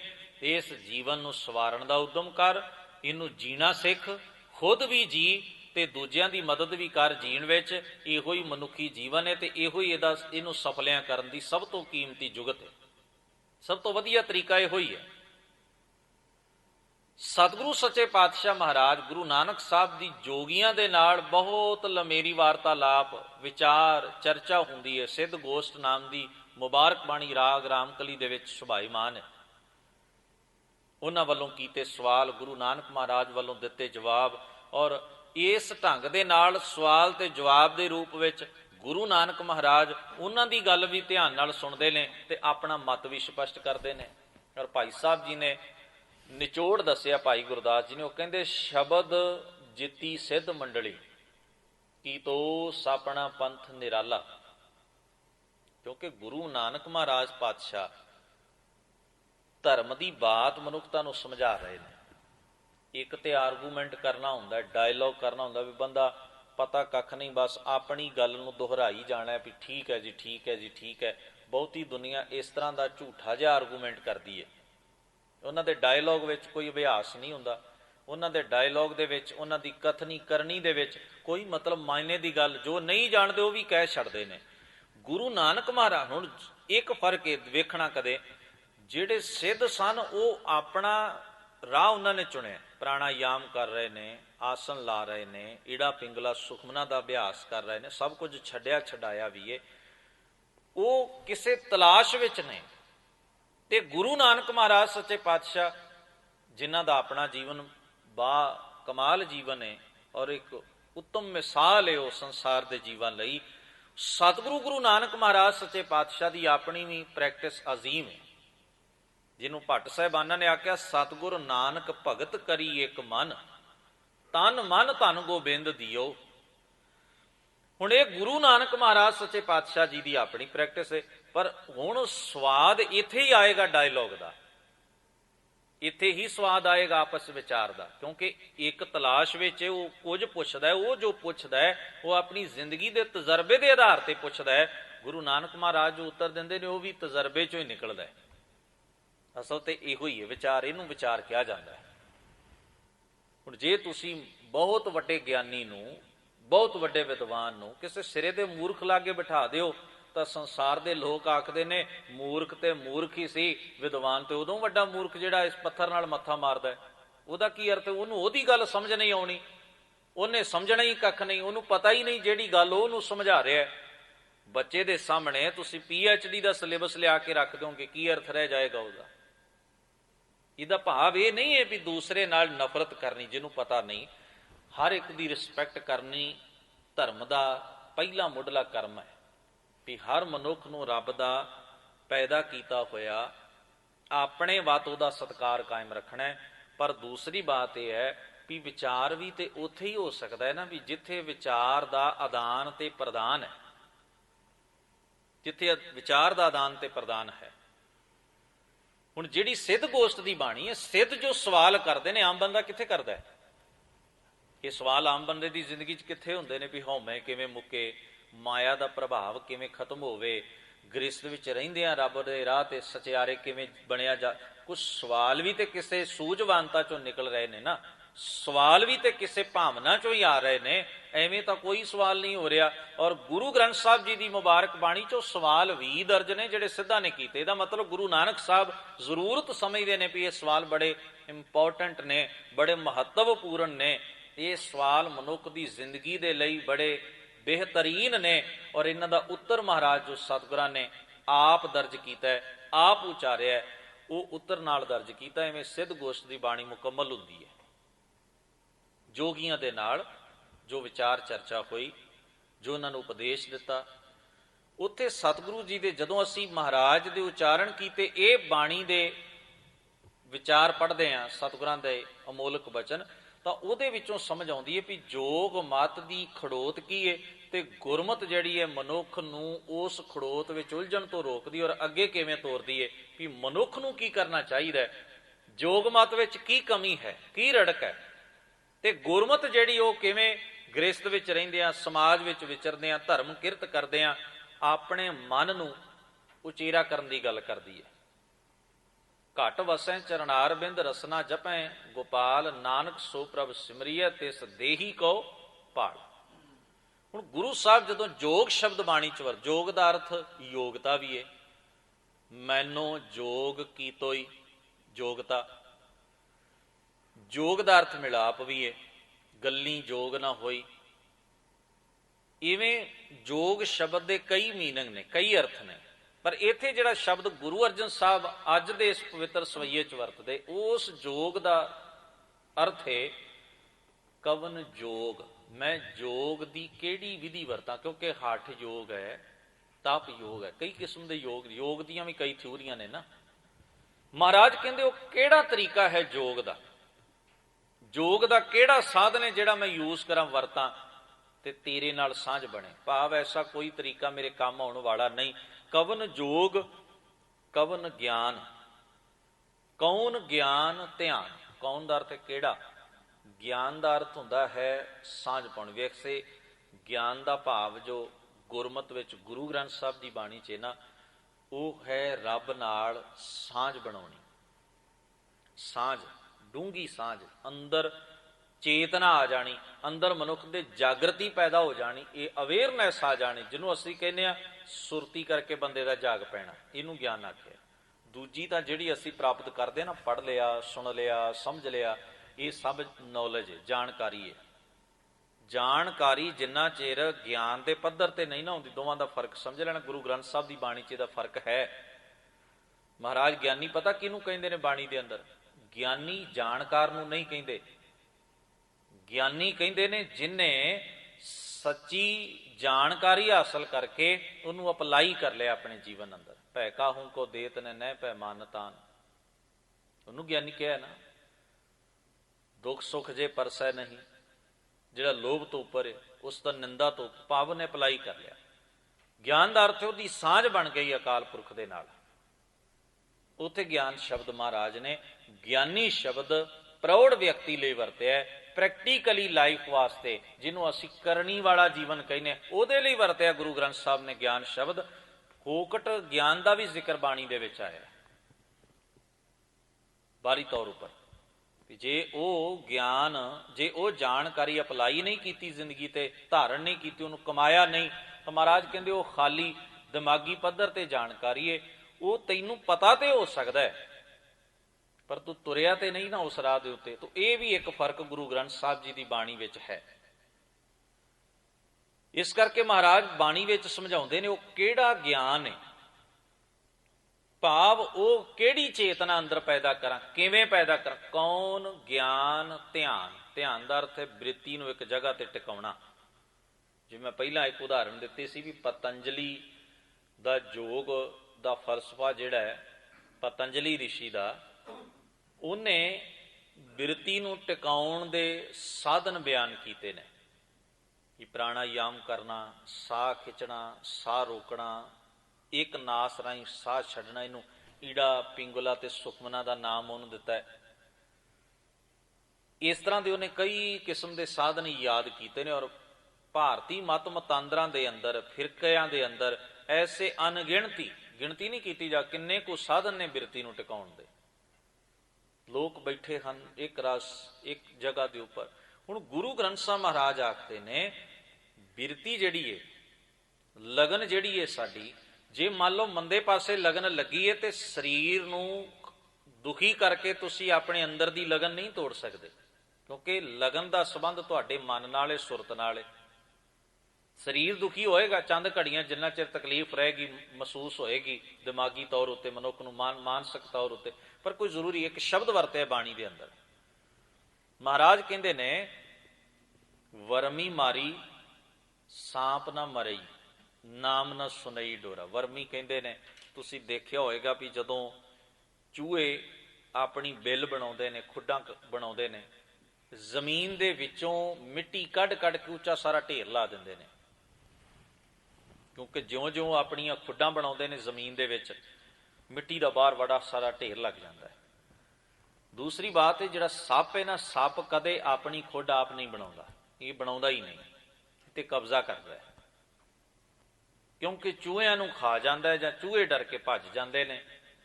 ਉਹ ਇਹਦਾ ਸਾਹਮਣਾ ਜਾਂ ਇਹਦਾ ਮੁਕਾਬਲਾ ਨਹੀਂ ਕਰ ਪਾਉਂਦੇ। ਇਸ ਕਰਕੇ ਸੱਪ ਅਕਸਰ ਚੋਹਿਆਂ ਦੀ ਖੁੱਡ ਉੱਤੇ ਕਬਜ਼ਾ ਕਰਦਾ ਹੈ, ਬਣਿਆ ਬਣਾਇਆ ਘਰ ਉਹਨੂੰ ਮਿਲਦਾ ਹੈ। ਹੁਣ ਗੁਰੂ ਸਾਹਿਬ ਨੇ ਉਦਾਹਰਣ ਵਰਤੀ, ਕਹਿਣ ਲੱਗੇ ਵੀ ਜਿਹੜਾ ਸੱਪ ਹੈ ਨਾ, ਉਹ ਤਾਂ ਉਸ ਵਰਮੀ ਦੇ ਵਿੱਚ, ਉਹ ਮਿੱਟੀ ਦੇ ਢੇਰ ਦੇ ਰਾਹੀਂ ਥੱਲੇ ਜ਼ਮੀਨ 'ਚ ਜਾ ਕੇ ਬਹਿ ਗਿਆ ਆਪਣੀ ਬਿੱਲ ਵਿੱਚ। ਬੰਦੇ ਨੇ ਡਾਂਗ ਚੁੱਕੀ, ਉਹ ਮਿੱਟੀ ਦੇ ਉੱਤੇ ਜ਼ੋਰ ਜ਼ੋਰ ਦੀ ਮਾਰਦਾ, ਉਹਨੂੰ ਕੁੱਟਦਾ। ਕਿਸੇ ਪੁੱਛਿਆ ਕੀ ਕਰਦਾ ਹੈ? ਕਹਿੰਦਾ ਸੱਪ ਮਾਰਦਾ। ਸੱਪ ਮਾਰਦਾ, ਬੜਾ ਜ਼ਹਿਰੀਲਾ ਹੈ, ਬੜਾ ਖਤਰਨਾਕ, ਇਹਨੂੰ ਮਾਰਦਾ। ਉਹਨੇ ਕਿਹਾ ਭਲਿਆ ਮਾਨਸਾ, ਉਹ ਤੇ ਆਰਾਮ ਨਾਲ ਜ਼ਮੀਨ ਦੇ ਵਿੱਚ ਥੱਲੇ ਬੈਠਾ, ਤੂੰ ਉੱਤੇ ਮਿੱਟੀ ਕੁੱਟਦਾ। ਉਹਨੂੰ ਤਾਂ ਸੱਟ ਹੀ ਨਹੀਂ ਵੱਜੀ, ਤੇ ਜੇ ਉਹਨੂੰ ਸੱਟ ਨਹੀਂ ਵੱਜੀ ਤੇ ਉਹ ਮਾਰੇਗਾ ਕਿਵੇਂ? ਜਿਹਨੂੰ ਮਾਰਨਾ ਉਹਦੇ ਤੇ ਵੱਜਦੀ ਨਹੀਂ, ਵੱਜ ਰਹੀ ਹੈ ਮਿੱਟੀ ਤੇ, ਕੁੱਟ ਰਿਹਾ ਤੂੰ ਮਿੱਟੀ, ਸੱਪ ਬੈਠਾ ਹੈ ਅੰਦਰ। ਚੋਟ ਕਰ, ਜੇ ਤੂੰ ਉਹਨੂੰ ਮਾਰਨਾ ਤੇ ਚੋਟ ਉਹਨੂੰ ਦੇ, ਜੇ ਤੂੰ ਉਹਨੂੰ ਮਾਰਨਾ ਤੇ ਸੱਟ ਉਹਦੇ ਮਾਰ। ਮਿੱਟੀ ਨੂੰ ਕੁੱਟਣ ਨਾਲ ਸੱਪ ਨੂੰ ਕੱਖ ਨਹੀਂ ਹੋਣਾ। ਸ਼ਬਦ ਮਹਾਰਾਜ ਨੇ ਵਰਤਿਆ, ਵਰਮੀ ਮਾਰੀ ਸਾਂਪ ਨਾ ਮਰੇ। ਇਸੇ ਤਰ੍ਹਾਂ ਸਰੀਰ ਦੀ ਮਿੱਟੀ ਨੂੰ ਕੁੱਟ ਲਵੇ ਬੰਦਾ, ਰੱਜ ਕੇ ਕੁੱਟ ਲਵੇ, ਜਿੰਨਾ ਵੀ ਇਹਨੂੰ ਕੁੱਟ ਸਕਦਾ ਹੈ, ਜਿੰਨਾ ਵੀ ਤਸੀਹਾ ਦੇ ਸਕਦਾ ਹੈ, ਦੁੱਖ ਦੇ ਸਕਦਾ ਹੈ, ਸਾਂਪ ਨਾ ਮਰੇ। ਮਨ ਤੇ ਕੋਈ ਅਸਰ ਨਹੀਂ ਨਾ, ਮਨ ਦੀਆਂ ਤੇ ਮਨ ਤੇ ਖਿਆਲ ਨੇ, ਖਿਆਲ ਨੂੰ ਕੀ ਤਕਲੀਫ ਹੋ ਸਕਦੀ ਹੈ? ਬੰਦਾ ਸਰੀਰ ਦੇ ਕਸ਼ਟ ਨੂੰ ਮਹਿਸੂਸ ਕਰ ਸਕਦਾ ਹੈ, ਤਕਲੀਫ ਨੂੰ ਮਹਿਸੂਸ ਕਰ ਸਕਦਾ ਹੈ, ਪਰ ਖਿਆਲਾਂ ਦੀ ਤੇ ਉਡਾਰੀ ਹੈ। ਮਹਾਰਾਜ ਆਖਦੇ ਨੇ, ਵਰਮੀ ਮਾਰੀ ਸਾਂਪ ਨਾ ਮਰਈ, ਨਾਮ ਨਾ ਸੁਨਈ ਡੋਰਾ।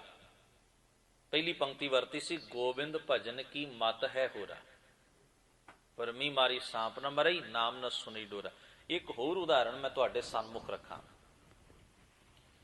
ਤੁਸੀਂ ਗੌਰ ਕਰਨਾ ਕਿ ਜਿਨ੍ਹਾਂ ਅਸੀਂ ਮਹਾਨ ਪੁਰਖਿਆਂ ਦਾ ਇਤਿਹਾਸ ਪੜ੍ਹਦੇ ਹਾਂ ਨਾ, ਜਿਨ੍ਹਾਂ ਬੇਹਿਸਾਬ ਔਰ ਬੜੀਆਂ ਵੱਡੀਆਂ ਕੁਰਬਾਨੀਆਂ ਕੀਤੀਆਂ ਨੇ, ਚਰਖੜੀਆਂ ਤੇ ਚੜੇ, ਬੰਦ ਕਟਵਾਏ, ਖੋਪਰ ਉਤਰਵਾਏ, ਆਰਿਆਂ ਨਾਲ ਤਨ ਚਰਵਾਏ, ਬਲਦੀਆਂ ਦੇਗਾਂ ਵਿੱਚ ਬੈਠੇ, ਰੂੰ ਵਿੱਚ ਲਪੇਟ ਕੇ ਸਾੜੇ ਗਏ।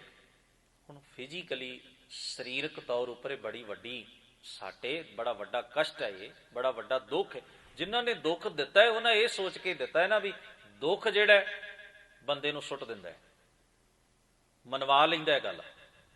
ਇੱਕ ਤਰੀਕਾ ਨਾ ਬੰਦੇ ਨੂੰ ਲਾਲਚ ਦੇ ਦਿਓ। ਜੇ ਲਾਲਚ ਨਾਲ ਗੱਲ ਸੂਤ ਨਾ, ਕਿਉਂਕਿ ਬੰਦੇ ਦੇ ਅੰਦਰ ਹਵਸ ਹੈ, ਸਵਾਰਥ ਹੈ, ਲਾਲਚ ਹੈ, ਜੇ ਉਹ ਪੂਰਾ ਹੋਵੇ ਤੇ ਬੰਦਾ ਆਖਦਾ ਚਲੋ ਕੋਈ ਨਹੀਂ, ਸਮਝੌਤਾ ਕਰ ਲੈਂਦੇ, ਮੰਨ ਜਾਂਦੇ ਆ, ਡੋਲ ਜਾਂਦਾ ਉੱਥੇ। ਇਹ ਪਹਿਲਾ ਸਟੈਪ ਹੁੰਦਾ ਹੈ।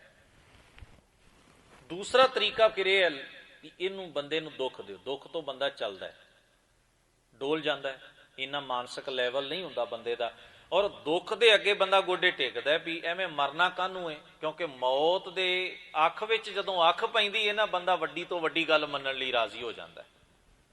ਇਹ ਦੂਜਾ ਤਰੀਕਾ ਸੀ ਜੋ ਉਹਨਾਂ ਦੇ ਉੱਤੇ ਅਜ਼ਮਾਇਆ ਗਿਆ।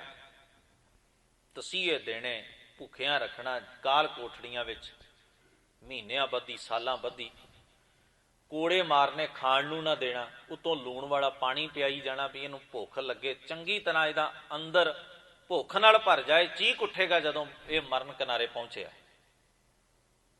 ਔਰ ਬੜੇ ਤਸੀਹੇ ਸਨ, ਘੋਰ, ਗਿਣਤੀ ਨਹੀਂ ਕੀਤੀ ਜਾ ਸਕਦੀ। ਪਰ ਇੱਕ ਗੱਲ ਅਸੀਂ ਪੜ੍ਹਦੇ ਹਾਂ ਉਹਨਾਂ ਦੇ ਜੀਵਨ ਵਿੱਚੋਂ, ਜੋ ਸਾਡੇ ਉੱਭਰ ਕੇ ਸਾਹਮਣੇ ਆਉਂਦੀ ਹੈ ਵੀ ਇੰਨੇ ਦੁੱਖਾਂ ਵਿੱਚ ਵੀ ਉਹਨਾਂ ਦਾ ਸਿਦਕ ਨਹੀਂ ਡੋਲਿਆ, ਔਰ ਉਹਨਾਂ ਨੇ ਇਹ ਦੁੱਖ ਤੇ ਤਸੀਹੇ ਦੇਣ ਵਾਲਿਆਂ ਦੀ ਇੱਕ ਵੀ ਗੱਲ ਜਿਹੜੀ ਸੀ ਉਹ ਪ੍ਰਵਾਨ ਨਹੀਂ ਕੀਤੀ।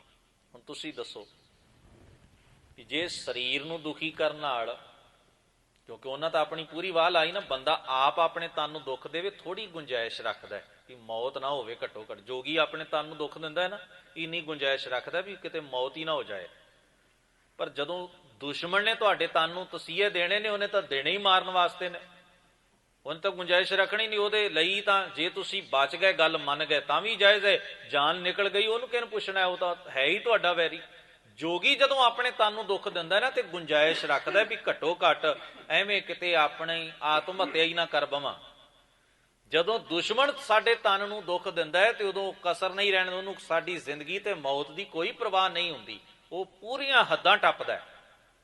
ਔਰ ਇਹ ਜਿਹੜੇ ਦੁੱਖ ਸਾਡੇ ਮਹਾਨ ਪੁਰਖਿਆਂ ਨੂੰ ਦਿੱਤੇ ਜਾਂਦੇ, ਇਹ ਸਾਰੇ ਦੇ ਸਾਰੇ ਦੁਸ਼ਮਣ ਵੱਲੋਂ ਦਿੱਤੇ ਜਾਂਦੇ। ਉਹਨੂੰ ਪਰਵਾਹ ਹੀ ਨਹੀਂ ਸੀ, ਜਾਨ ਨਿਕਲਦੀ ਹੈ ਹੁਣ ਨਿਕਲ ਜਾਏ, ਹੁਣ ਤਾਂ ਗੱਲ ਮਨਾਉਣੀ, ਮੰਨੋਗੇ ਤੇ ਠੀਕ ਹੈ, ਨਹੀਂ ਤਾਂ ਮਰਦੇ ਹੋ ਤਾਂ ਮਰੋ। ਉਹਦਾ ਤਾਂ ਏਮ ਹੀ ਕੋਈ ਖਤਮ ਕਰਨਾ ਬਸ। ਪਰ ਅਗਲਾ ਪੱਖ ਜਿਹੜਾ ਜੋ ਮੈਂ ਬੇਨਤੀ ਕਰਨ ਜਾ ਰਿਹਾ, ਉਹਨਾਂ ਨੇ ਕੋਈ ਗੱਲ ਉਹਨਾਂ ਦੀ ਨਹੀਂ ਮੰਨੀ, ਗੋਡੇ ਨਹੀਂ ਟੇਕੇ, ਝੁਕੇ ਨਹੀਂ, ਉਹਨਾਂ ਦੇ ਝੂਠ ਦੇ ਵਿੱਚ ਹਾਂ ਝਾਂ ਨਹੀਂ ਮਿਲਾਈ, ਕਾਇਮ ਰਹੇ ਆਪਣੇ ਸਿਦਕ ਤੇ। ਇੰਨੇ ਦੁੱਖ ਸਹਿ ਕੇ ਕੁਰਬਾਨੀ ਦੇ ਗਏ, ਸ਼ਹਾਦਤ ਦੇ ਗਏ। ਹੁਣ ਤੁਸੀਂ ਅੰਦਾਜ਼ਾ ਲਾਓ ਵੀ ਦੁੱਖ ਉਹਨਾਂ ਨੂੰ ਝੁਕਾ ਕਿਉਂ ਨਾ ਸਕੇ? ਕਿਉਂਕਿ ਉਹਨਾਂ ਦਾ ਮਨ, ਉਹਨਾਂ ਦੀ ਲਗਨ, ਉਹਨਾਂ ਦੀ ਸੁਰਤੀ ਦਾ ਟਿਕਾਓ ਉਹ ਬਹੁਤ ਉੱਚੀ ਜਗ੍ਹਾ ਦੇ ਉੱਤੇ ਖੜੇ ਨੇ। ਇਸ ਕਰਕੇ ਤਨ ਦੇ ਦੁੱਖ, ਜਿਹੜਾ ਭਗਤ ਕਬੀਰ ਸਾਹਿਬ ਨੇ ਸ਼ਬਦ ਵਰਤਿਆ, ਮਨ ਨਾ ਡਿੱਗੈ ਤਨ ਕਾਹੇ ਕੋ ਡਰਾਏ, ਕਿ ਜਦੋਂ ਮੇਰਾ ਮਨ ਹੀ ਢਹਿੰਦੀ ਕਲਾ ਚ ਨਹੀਂ ਜਾਂਦਾ, ਮਨ ਹੀ ਨਹੀਂ ਡਿੱਗਦਾ ਨਾ ਸਵਾਰਥ ਵਿੱਚ ਨਾ ਦੁੱਖ ਵਿੱਚ, ਤੇ ਫਿਰ ਮੇਰੇ ਤਨ ਨੂੰ ਡਰਾਉਣ ਦਾ ਤੈਨੂੰ ਤਾਂ ਫਾਇਦਾ ਕੋਈ ਹੋਣਾ ਨਹੀਂ। ਮਨ ਨਾ ਡਿੱਗੈ ਤਨ ਕਾਹੇ ਕੋ ਡਰਾਏ, ਚਰਨ ਕਮਲ ਚਿਤ ਰਹਿਓ ਸਮਾਏ। ਇਹ ਮਨ ਦੀ ਦਸ਼ਾ ਦੱਸੀ ਹੈ, ਮਨ ਦੀ ਦਸ਼ਾ। ਫਰਕ ਕੇਵਲ ਇੰਨਾ ਹੈ, ਉਹਨਾਂ ਮਹਾਨ ਲੋਕਾਂ ਨੇ ਆਪਣੇ ਮਨ ਨੂੰ ਸੱਚ ਵਿੱਚ ਟਿਕਾਇਆ, ਪੂਰਨ ਸੱਚ ਭਰੇ, ਜਿਹਨੂੰ ਕਹੇ ਨਾ ਬਾਣੀ ਨੇ, ਕੂੜ ਗਏ ਦੁਬਦਾ ਨਸੀ ਪੂਰਨ ਸੱਚ ਭਰੇ। ਮਨ ਨੂੰ ਸੱਚ ਵਿੱਚ ਟਿਕਾਇਆ, ਤਨ ਦੀ ਮਿੱਟੀ ਕੁੱਟ ਲਈ ਅਗਲਿਆਂ ਨੇ ਰੱਜ ਕੇ, ਕੀ ਫਰਕ ਪਿਆ? ਸਵਾਲ ਹੈ ਲਗਨ ਦਾ। ਜੇ ਲਗਨ ਲੱਗ ਜਾਏ ਸੱਚ ਵਾਲੇ ਪਾਸੇ ਤਾਂ ਵੀ ਤਨ ਨੂੰ ਕੋਈ ਫਰਕ ਨਹੀਂ ਪੈਂਦਾ, ਤਾਂ ਵੀ ਮਨ ਨੂੰ ਕੋਈ ਫਰਕ ਨਹੀਂ ਪੈਂਦਾ। ਜੇ ਤਨ ਕਰਕੇ ਕੋਈ ਆਖੇ, ਸ਼ਰਤ ਰੱਖੇ ਵੀ ਤੈਨੂੰ ਮਾਰ ਦਿਆਂਗੇ, ਤੂੰ ਇਹ ਅਸੂਲ ਛੱਡ ਦੇ, ਅਗਲਾ ਕਹਿੰਦਾ ਨਹੀਂ, ਇਹ ਤਾਂ ਹੋ ਨਹੀਂ ਸਕਣਾ। ਸਵਾਲ ਮੈਂ ਕਰ ਰਿਹਾ ਮਾਨਸਿਕ ਪੱਧਰ ਦੀ। ਮਾਨਸਿਕ ਪੱਧਰ ਜਿਹੜਾ ਹੈ, ਜੇ ਬੰਦੇ ਦਾ ਆਤਮਿਕ ਬਲ ਮਾਨਸਿਕ ਪੱਧਰ ਬਣਿਆ, ਲਗਨ ਲੱਗੀਏ, ਸਤਿਗੁਰੂ ਮਹਾਰਾਜ ਕਹਿੰਦੇ ਮਨ ਦੇ ਖਿਆਲਾਂ ਨੂੰ ਖਿਆਲਾਂ ਨਾਲ ਹੀ ਤੋੜਿਆ ਜਾ ਸਕਦਾ। ਇਸ ਲਈ ਸ਼ਬਦ ਕਿੰਨਾ ਵਧੀਆ ਵਰਤਿਆ ਮਹਾਰਾਜ ਨੇ ਬਾਣੀ 'ਚ, ਗੁਰ ਕੈ ਸ਼ਬਦ ਬਨਾਵੋ ਇਹ ਮਨ।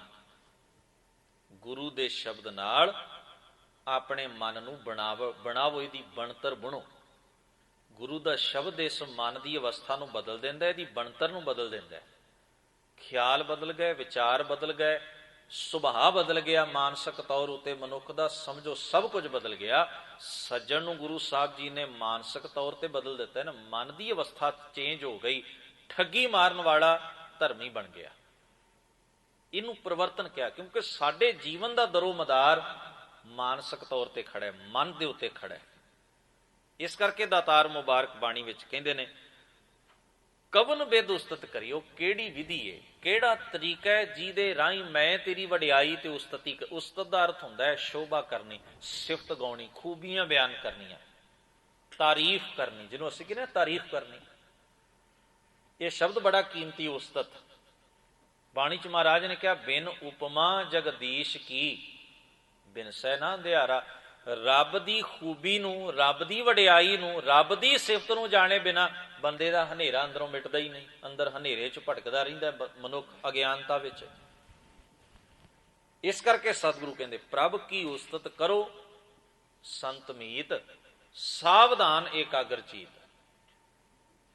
ਪ੍ਰਭੂ ਦੀ ਉਸਤਤ, ਉਹਦੀ ਸ਼ੋਭਾ, ਉਹਦੀ ਸਿਫਤ, ਉਹਦੀ ਵਡਿਆਈ, ਉਹਦੇ ਗੁਣ। ਤੇ ਖੂਬੀ ਕੀ ਹੁੰਦੀ ਹੈ? ਕਿਸ ਗੁਣ ਕਰਕੇ ਖੂਬੀ ਹੈ। ਸਿਫਤ ਵੀ ਕਿਸੇ 'ਚ ਵੀ ਉਹਦੇ 'ਚ ਖੂਬੀ ਗੁਣ ਹੈ ਕੋਈ, ਤਾਂ ਹੀ ਉਹ ਸਿਫਤ ਹੁੰਦੀ ਹੈ ਨਾ। ਵਡਿਆਈ ਦਾ ਹੀ ਅਰਥ ਹੈ। ਇਸ ਕਰਕੇ ਦਾਤਾਰ ਆਖਦੇ ਨੇ, ਕਵਨ ਬਿਦ ਉਸਤਤ ਕਰੀਐ। ਉਹ ਕਿਹੜੀ ਵਿਧੀ, ਕਿਹੜਾ ਤਰੀਕਾ ਮੈਂ ਚੁਣਾ ਜਿਹਦੇ ਨਾਲ ਤੇਰੀ ਮੈਂ ਉਸਤਤੀ ਕਰਾਂ, ਵਡਿਆਈ ਕਰਾਂ। ਮਹਾਰਾਜ ਕਹਿੰਦੇ ਨੇ, ਸਿੱਧ ਸਾਧਕ, ਸਿੱਧ ਕਹਿੰਦੇ ਨੇ ਪੁੱਗੇ ਹੋਏ ਜੋ। ਇਹ ਸਿੱਧ ਸ਼ਬਦ ਵਿਦਵਾਨਾਂ ਦੇ ਕੋਸ਼ਾਂ ਦੇ ਅਰਥਾਂ ਦੇ ਮੁਤਾਬਕ ਸਭ ਤੋਂ ਪਹਿਲਾਂ ਇਹਨੂੰ ਬੋਧੀ ਭਿਕਸ਼ੂ ਆਪਣੇ ਨਾਮ ਨਾਲ ਵਰਤਿਆ ਕਰਦੇ ਸਨ। ਸਿੱਧ ਉਹਨਾਂ ਨੂੰ ਕਿਹਾ ਜਾਂਦਾ ਸੀ, ਬੋਧੀਆਂ ਨੂੰ। ਉਹਨਾਂ ਦੇ ਜਿਹੜੇ ਸਾਧੂ ਹੁੰਦੇ ਸਨ, ਜਿਨ੍ਹਾਂ ਨੂੰ ਸ਼ਰਵਣ ਕਹਿੰਦੇ ਸਨ, ਉਹਨਾਂ ਦੀ ਇਹ ਲਫ਼ਜ਼ ਉਹਨਾਂ ਦੇ ਨਾਲ ਜੁੜਿਆ। ਫਿਰ ਹੌਲੀ ਹੌਲੀ ਬਾਕੀਆਂ ਨੇ ਜੋਗ ਮਤ ਵਿੱਚ ਇਹ ਸ਼ਬਦ ਆਇਆ, ਤੇ ਜੋਗ ਮਤ ਵਿੱਚ ਆ ਕੇ ਇਹਨਾਂ ਦੀ ਗਿਣਤੀ 84 ਸਿੱਧ ਤੱਕ ਪਹੁੰਚ ਗਈ। ਗੁਰਬਾਣੀ 'ਚ ਵੀ 84 ਸਿੱਧ ਬਾਰ-ਬਾਰ ਇਹ ਸ਼ਬਦ ਵਰਤਿਆ ਗਿਆ, ਔਰ ਜੋਗ ਮਤ ਦੇ ਸਿੱਧਾਂ ਦੀ ਗਿਣਤੀ 84 ਮੰਨੀ ਗਈ ਹੈ।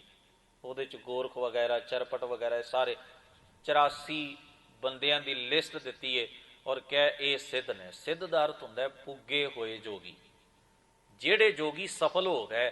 ਜੋਗ ਮਤ ਦੀ ਥਿਊਰੀ ਮੁਤਾਬਕ ਉਹਨੂੰ ਕਹਿ ਵੀ ਇਹ ਪੁੱਗੇ ਜੋਗੀ ਨੇ, ਇਹ ਸਿੱਧ ਨੇ।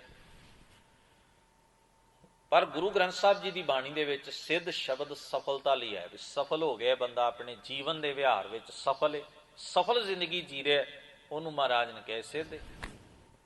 ਇੱਥੇ ਸਤਿਗੁਰੂ ਮਹਾਰਾਜ ਸ਼ਬਦ ਵਰਦੇ ਨੇ ਸਿੱਧ, ਉਹ ਜਿਨ੍ਹਾਂ ਨੂੰ ਪੁੱਗੇ ਹੋਏ ਜੋਗੀ ਲੋਕ ਕਹਿ ਦਿੰਦੇ ਨੇ।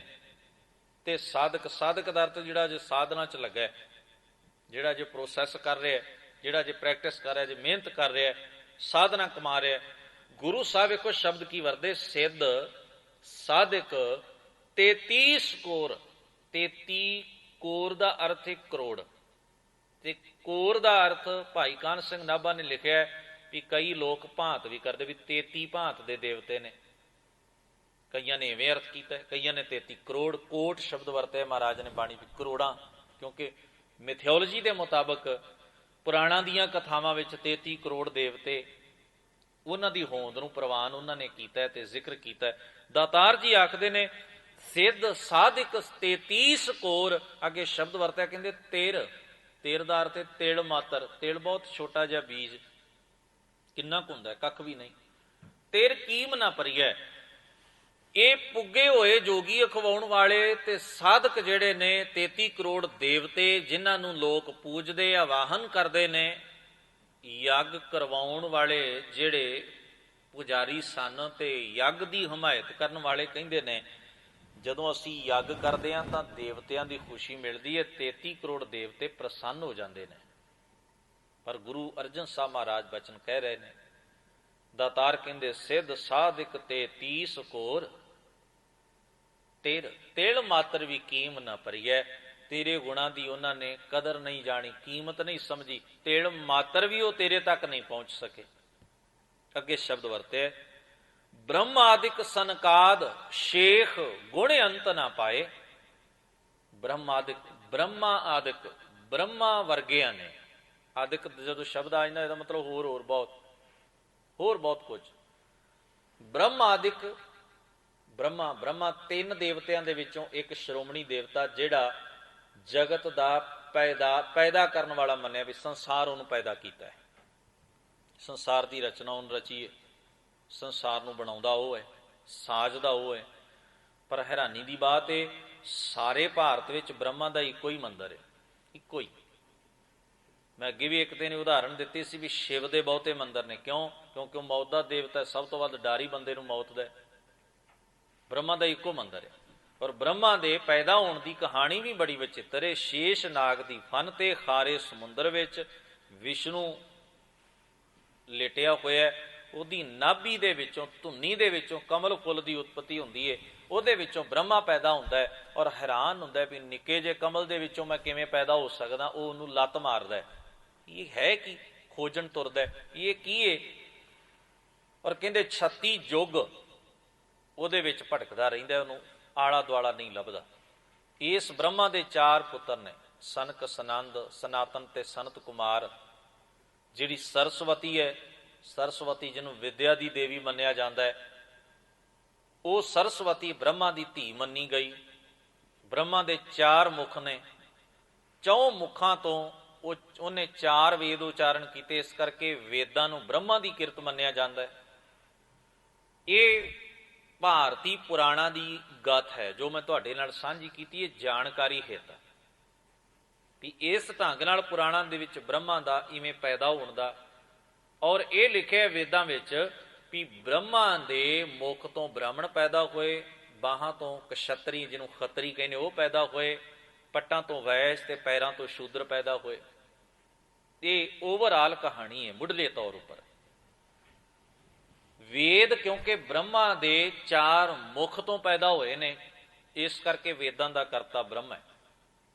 ਤੇ ਬ੍ਰਾਹਮਣ ਕਿਉਂਕਿ ਬ੍ਰਹਮਾ ਦੇ ਮੁਖ ਤੋਂ ਪੈਦਾ ਹੋਇਆ ਉਹ ਵੀ, ਇਸ ਕਰਕੇ ਵੇਦ ਤੇ ਬ੍ਰਾਹਮਣ ਬ੍ਰਹਮਾ ਦੇ ਮੁਖ ਤੋਂ ਪੈਦਾ ਹੋਣ ਕਰਕੇ ਵੇਦਾਂ ਨੂੰ ਪੜ੍ਹਨ ਦਾ ਹੱਕ ਕੇਵਲ ਬ੍ਰਾਹਮਣ ਦੇ ਕੋਲ ਹੈ, ਉਹਨਾਂ ਦੀ ਥਿਊਰੀ ਦੇ ਮੁਤਾਬਕ।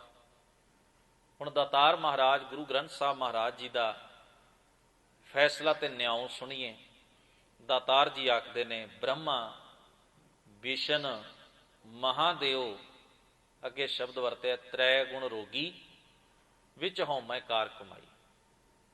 ਬ੍ਰਹਮਾ ਵਿਸ਼ਨੂੰ ਸ਼ਿਵ ਤਿੰਨੇ ਹੀ ਤ੍ਰੈ ਗੁਣ, ਰਜੋ ਗੁਣ, ਤਮੋ ਗੁਣ, ਸਤੋ ਗੁਣ ਵਿੱਚ ਭਟਕਦੇ ਰੋਗੀ ਨੇ, ਪੇਸ਼ੈਂਟ ਨੇ। ਵਿੱਚ ਹਉਮੈ ਕਾਰ ਕਮਾਈ, ਇਹ ਵੀ ਹਉਮੈ ਦੇ ਵਿੱਚ ਹੀ ਆਪਣੀ ਜ਼ਿੰਦਗੀ ਦੀ ਕਾਰ ਕਰ ਰਹੇ ਨੇ। ਹਉਮੈ 'ਚ ਹੀ ਜ਼ਿੰਦਗੀ ਜੀਵ। ਇਹਨਾਂ ਦੇ ਓਵਰਆਲ ਜੀਵਨ ਜੋ ਪੁਜਾਰੀਆਂ ਨੇ ਬਿਆਨ ਕੀਤਾ ਉਸ ਮੁਤਾਬਕ ਹਜ਼ੂਰ ਨੇ ਫੈਸਲਾ ਦੇ ਦਿੱਤਾ ਵੀ ਕਹਿਣ ਤੋਂ ਭਾਵ ਵੀ ਇਹ ਰੱਬ ਨਹੀਂ ਹੋ ਸਕਦੇ, ਭਗਵਾਨ ਨਹੀਂ ਹੋ ਸਕਦੇ। ਇਸ ਕਰਕੇ ਇਹਨਾਂ ਨੂੰ ਤਾਂ ਗੁਰੂ ਗ੍ਰੰਥ ਸਾਹਿਬ ਮਹਾਰਾਜ ਦੀ ਬਾਣੀ ਇੱਕ ਮਾਮੂਲੀ ਗਵਈਏ ਮੰਨਦੀ, ਵੀ ਜਿਵੇਂ ਕਿਸੇ ਦੇ ਦਰਵਾਜ਼ੇ ਅੱਗੇ ਆ ਕੇ ਕੋਈ ਗਾਉਂਦਾ ਹੋਵੇ, ਕਿਸੇ ਦੀ ਸ਼ੋਭਾ ਕਰਦਾ ਹੋਵੇ। ਭੰਡਾਂ ਤੋਂ ਵੱਧ ਨਹੀਂ ਗੱਲ ਕੀਤੀ ਗੁਰੂ ਗ੍ਰੰਥ ਸਾਹਿਬ ਨੇ ਇਹਨਾਂ ਦੀ। ਇਸ ਕਰਕੇ ਇੱਕ ਨਿਰੰਕਾਰ, ਇੱਕ ਅਕਾਲ ਪੁਰਖ ਦੀ ਬਾਤ ਬੇਸਿਕ ਗੱਲ ਹੈ ਜੋ ਗੁਰਮਤ ਦੀ। ਮਹਾਰਾਜ ਕਹਿੰਦੇ ਬ੍ਰਹਮਾਦਿਕ ਸਨਕਾਦ, ਬ੍ਰਹਮਾ ਦਾ ਪੁੱਤਰ ਸਨਕ। ਸੇਖ, ਸੇਖ ਸ਼ਬਦ ਜਿਹੜਾ ਨਾ ਤੇ ਸ਼ੇਖ ਦਾ ਨਹੀਂ, ਭਾਵ ਸੇਖ ਦਾ ਅਰਥ ਸ਼ੇਸ਼ਨਾਗ। ਪੁਰਾਣਾ ਦੀ ਵਿਸ਼ਨੂੰ ਪੁਰਾਣ ਦੀ ਕਥਾ ਮੁਤਾਬਕ ਸ਼ੇਸ਼ਨਾਗ ਜੀ ਦੀ 1000 ਫਨ ਹੈ। ਇਹਦੀ ਫਨ ਦੇ ਉੱਤੇ ਵਿਸ਼ਨੂੰ ਆਪਣੀ ਸੇਜ ਲਾਉਂਦਾ ਹੈ, ਇਹਦੇ ਉੱਤੇ ਸੌਂਦਾ ਹੈ, ਸ਼ੇਸ਼ਨਾਗ ਦੇ ਉੱਤੇ, ਔਰ ਇਹ ਖਾਰੇ ਸਮੁੰਦਰ ਵਿੱਚ ਵੱਸਦਾ ਹੈ। ਅਜੀਬੋ ਗਰੀਬ ਕਹਾਣੀਆਂ ਨੇ, ਔਰ ਕਹਿੰਦੇ ਨੇ ਵੀ ਇਹਦੇ ਕਰਕੇ ਹੀ ਭੁਚਾਲ ਆਉਂਦਾ ਹੈ ਸੰਸਾਰ ਅੰਦਰ। ਐਸੀਆਂ ਕੁਝ ਪੁਰਾਣਾਂ ਦੀਆਂ ਗਾਥਾਵਾਂ ਨੇ, ਪਰ ਗੁਰੂ ਮਹਾਰਾਜ ਨੇ ਸਾਨੂੰ ਇਹਨਾਂ ਭਰਮ ਜਾਲਾਂ ਚੋਂ ਕੱਢਣ ਵਾਸਤੇ ਇਹ ਬਚਨ ਕਹੇ ਨੇ। ਬ੍ਰਹਮਾਦਿਕ ਸਨਕਾਦ ਸੇਖ, ਗੁਣ ਅੰਤ ਨਾ ਪਾਏ। 1000 ਫਨ ਨਾਲ, ਹਜ਼ਾਰਾਂ ਵਾਰ, ਸੈਂਕੜੇ ਵਾਰ ਉਹ ਅਕਾਲ ਪੁਰਖ ਵਾਹਿਗੁਰੂ ਤੇਰਾ ਨਾਮ ਹੀ ਉਚਾਰਨ ਕਰੇ ਤਾਂ ਵੀ ਇਹ ਤੇਰੇ ਤੱਕ ਪਹੁੰਚ ਨਹੀਂ ਸਕਦਾ। ਭਾਵ ਇਹਨਾਂ ਦੀ ਔਕਾਤ, ਇਹਨਾਂ ਦੀ ਸਮਰੱਥਾ ਤੇਰੇ ਸਨਮੁਖ ਕੱਖ ਵੀ ਨਹੀਂ ਹੈ, ਕੱਖ ਵੀ ਨਹੀਂ ਹਨ। ਬ੍ਰਹਮਾਦਿਕ ਸਨਕਾਦ ਸੇਖ, ਗੁਣ ਅੰਤ ਨਾ ਪਾਏ। ਅਗਾਹ ਤੂੰ ਫੜਿਆ ਨਹੀਂ ਜਾ ਸਕਦਾ। ਇਹਨਾਂ ਉਪਰੋਕਤ ਵਿਅਕਤੀ ਜਿਨ੍ਹਾਂ ਨੂੰ ਲੋਕ ਆਪਣਾ ਆਈਡੀਅਲ ਮੰਨਦੇ ਨੇ, ਜਿਨ੍ਹਾਂ ਨੂੰ ਆਪਣਾ ਮਕਸਦ ਮੰਨਦੇ ਨੇ, ਜਿਨ੍ਹਾਂ ਨੂੰ ਆਪਣੇ ਹੀਰੋ ਮੰਨ ਲੈਂਦੇ ਨੇ, ਜਿਨ੍ਹਾਂ ਮੁਤਾਬਕ ਜੀਣਾ ਚਾਹੁੰਦੇ, ਜਿਨ੍ਹਾਂ ਦੀ ਖੁਸ਼ੀ ਲੈਣਾ ਚਾਹੁੰਦੇ ਨੇ, ਇਹ ਵੀ ਤਾਂ ਤੇਰੇ ਨੇੜੇ ਤੇੜੇ ਨਹੀਂ ਪਹੁੰਚੇ। ਇਸ ਕਰਕੇ ਅਗਾਹ ਤੂੰ ਇਹਨਾਂ ਦੀ ਪਹੁੰਚ ਤੋਂ ਵੀ ਬਾਹਰ ਹੈ, ਗਹਿਓ ਨਹੀਂ ਜਾਏ। ਇਹਨਾਂ ਦੀ ਪਹੁੰਚ ਵਿੱਚ ਤੂੰ ਨਹੀਂ ਆ ਸਕਿਆ। ਮਹਾਰਾਜ ਆਖਦੇ ਨੇ ਪੂਰ ਸਰਬ ਰਹਿਓ ਸਮਾਏ, ਤੂੰ ਤਾਂ ਸਗੋਂ ਸਾਰਿਆਂ ਦੇ ਵਿੱਚ ਹੈ। ਇਸ ਕਰਕੇ ਇਹਨਾਂ ਦਾ ਆਸਰਾ ਤੱਕਣ ਦੀ ਕੀ ਲੋੜ ਹੈ। ਬੰਦਾ ਆਪਣੇ ਅੰਦਰ ਝਾਤ ਮਾਰੇ, ਗੁਰੂ ਦੇ ਸ਼ਬਦ ਨਾਲ ਆਪਣੇ ਆਪ ਦੀ ਖੋਜ ਨਾ ਕਰੇ, ਤੂੰ ਤਾਂ ਬੰਦੇ ਦੇ ਅੰਦਰ ਹੀ ਬੈਠਾ। ਕੋਈ ਜ਼ਰੂਰਤ ਨਹੀਂ ਰਹਿ ਗਈ ਬ੍ਰਹਮਾ ਦੀ ਪੂਜਾ ਦੀ, ਕੋਈ ਜ਼ਰੂਰਤ ਨਹੀਂ ਸਨਕਾਦ ਸਨਕ ਦੀ ਗੱਲ ਮੰਨਣ ਦੀ, ਕੋਈ ਸ਼ੇਸ਼ਨਾਗ ਦੀ ਕਥਾ ਕਹਾਣੀ 'ਚ ਉਲਝਣ ਦੀ, ਸਿੱਧਾਂ ਤੇ ਸਾਧਕਾਂ ਦੇ ਰਾਹ ਤੇ ਚੱਲਣ ਦੀ, 33 ਕਰੋੜ ਦੇਵਤਿਆਂ ਦਾ ਵਾਹਨ ਕਰਨ ਦੀ। ਪੂਰ ਸਰਬ ਰਹਿਓ ਸਮਾਏ, ਉਤੇ ਸਭਨਾਂ ਦੇ ਵਿੱਚ ਹੀ ਹੈ। ਬੰਦਾ ਥੋੜਾ ਜਿਹਾ ਗੁਰੂ ਦੇ ਸ਼ਬਦ ਨਾਲ ਆਪੇ ਨੂੰ ਸਵਾਰੇ ਤੇ ਤੇਰਾ ਅਹਿਸਾਸ ਪਾਏ, ਉਸ ਤੇਰੇ ਨਾਲ ਸਿੱਧਾ ਹੀ ਜੁੜ ਸਕਦਾ ਹੈ। ਇਹਨਾਂ ਵਿਚੋਲਿਆਂ ਤੇ ਐਸੇ ਆਈਡੀਅਲ ਲੋਕਾਂ ਦੀ ਜ਼ਰੂਰਤ ਹੀ ਨਹੀਂ ਰਹਿ ਗਈ। ਦਾਤਾਰ ਜੀ ਆਖਦੇ ਨੇ ਜੇ ਕਾਟੀ ਸਿਲਕ ਦਇਆਲ ਪ੍ਰਭ, ਸਿਲਕ ਹੁੰਦਾ ਰੱਸੀ, ਫਾਈ,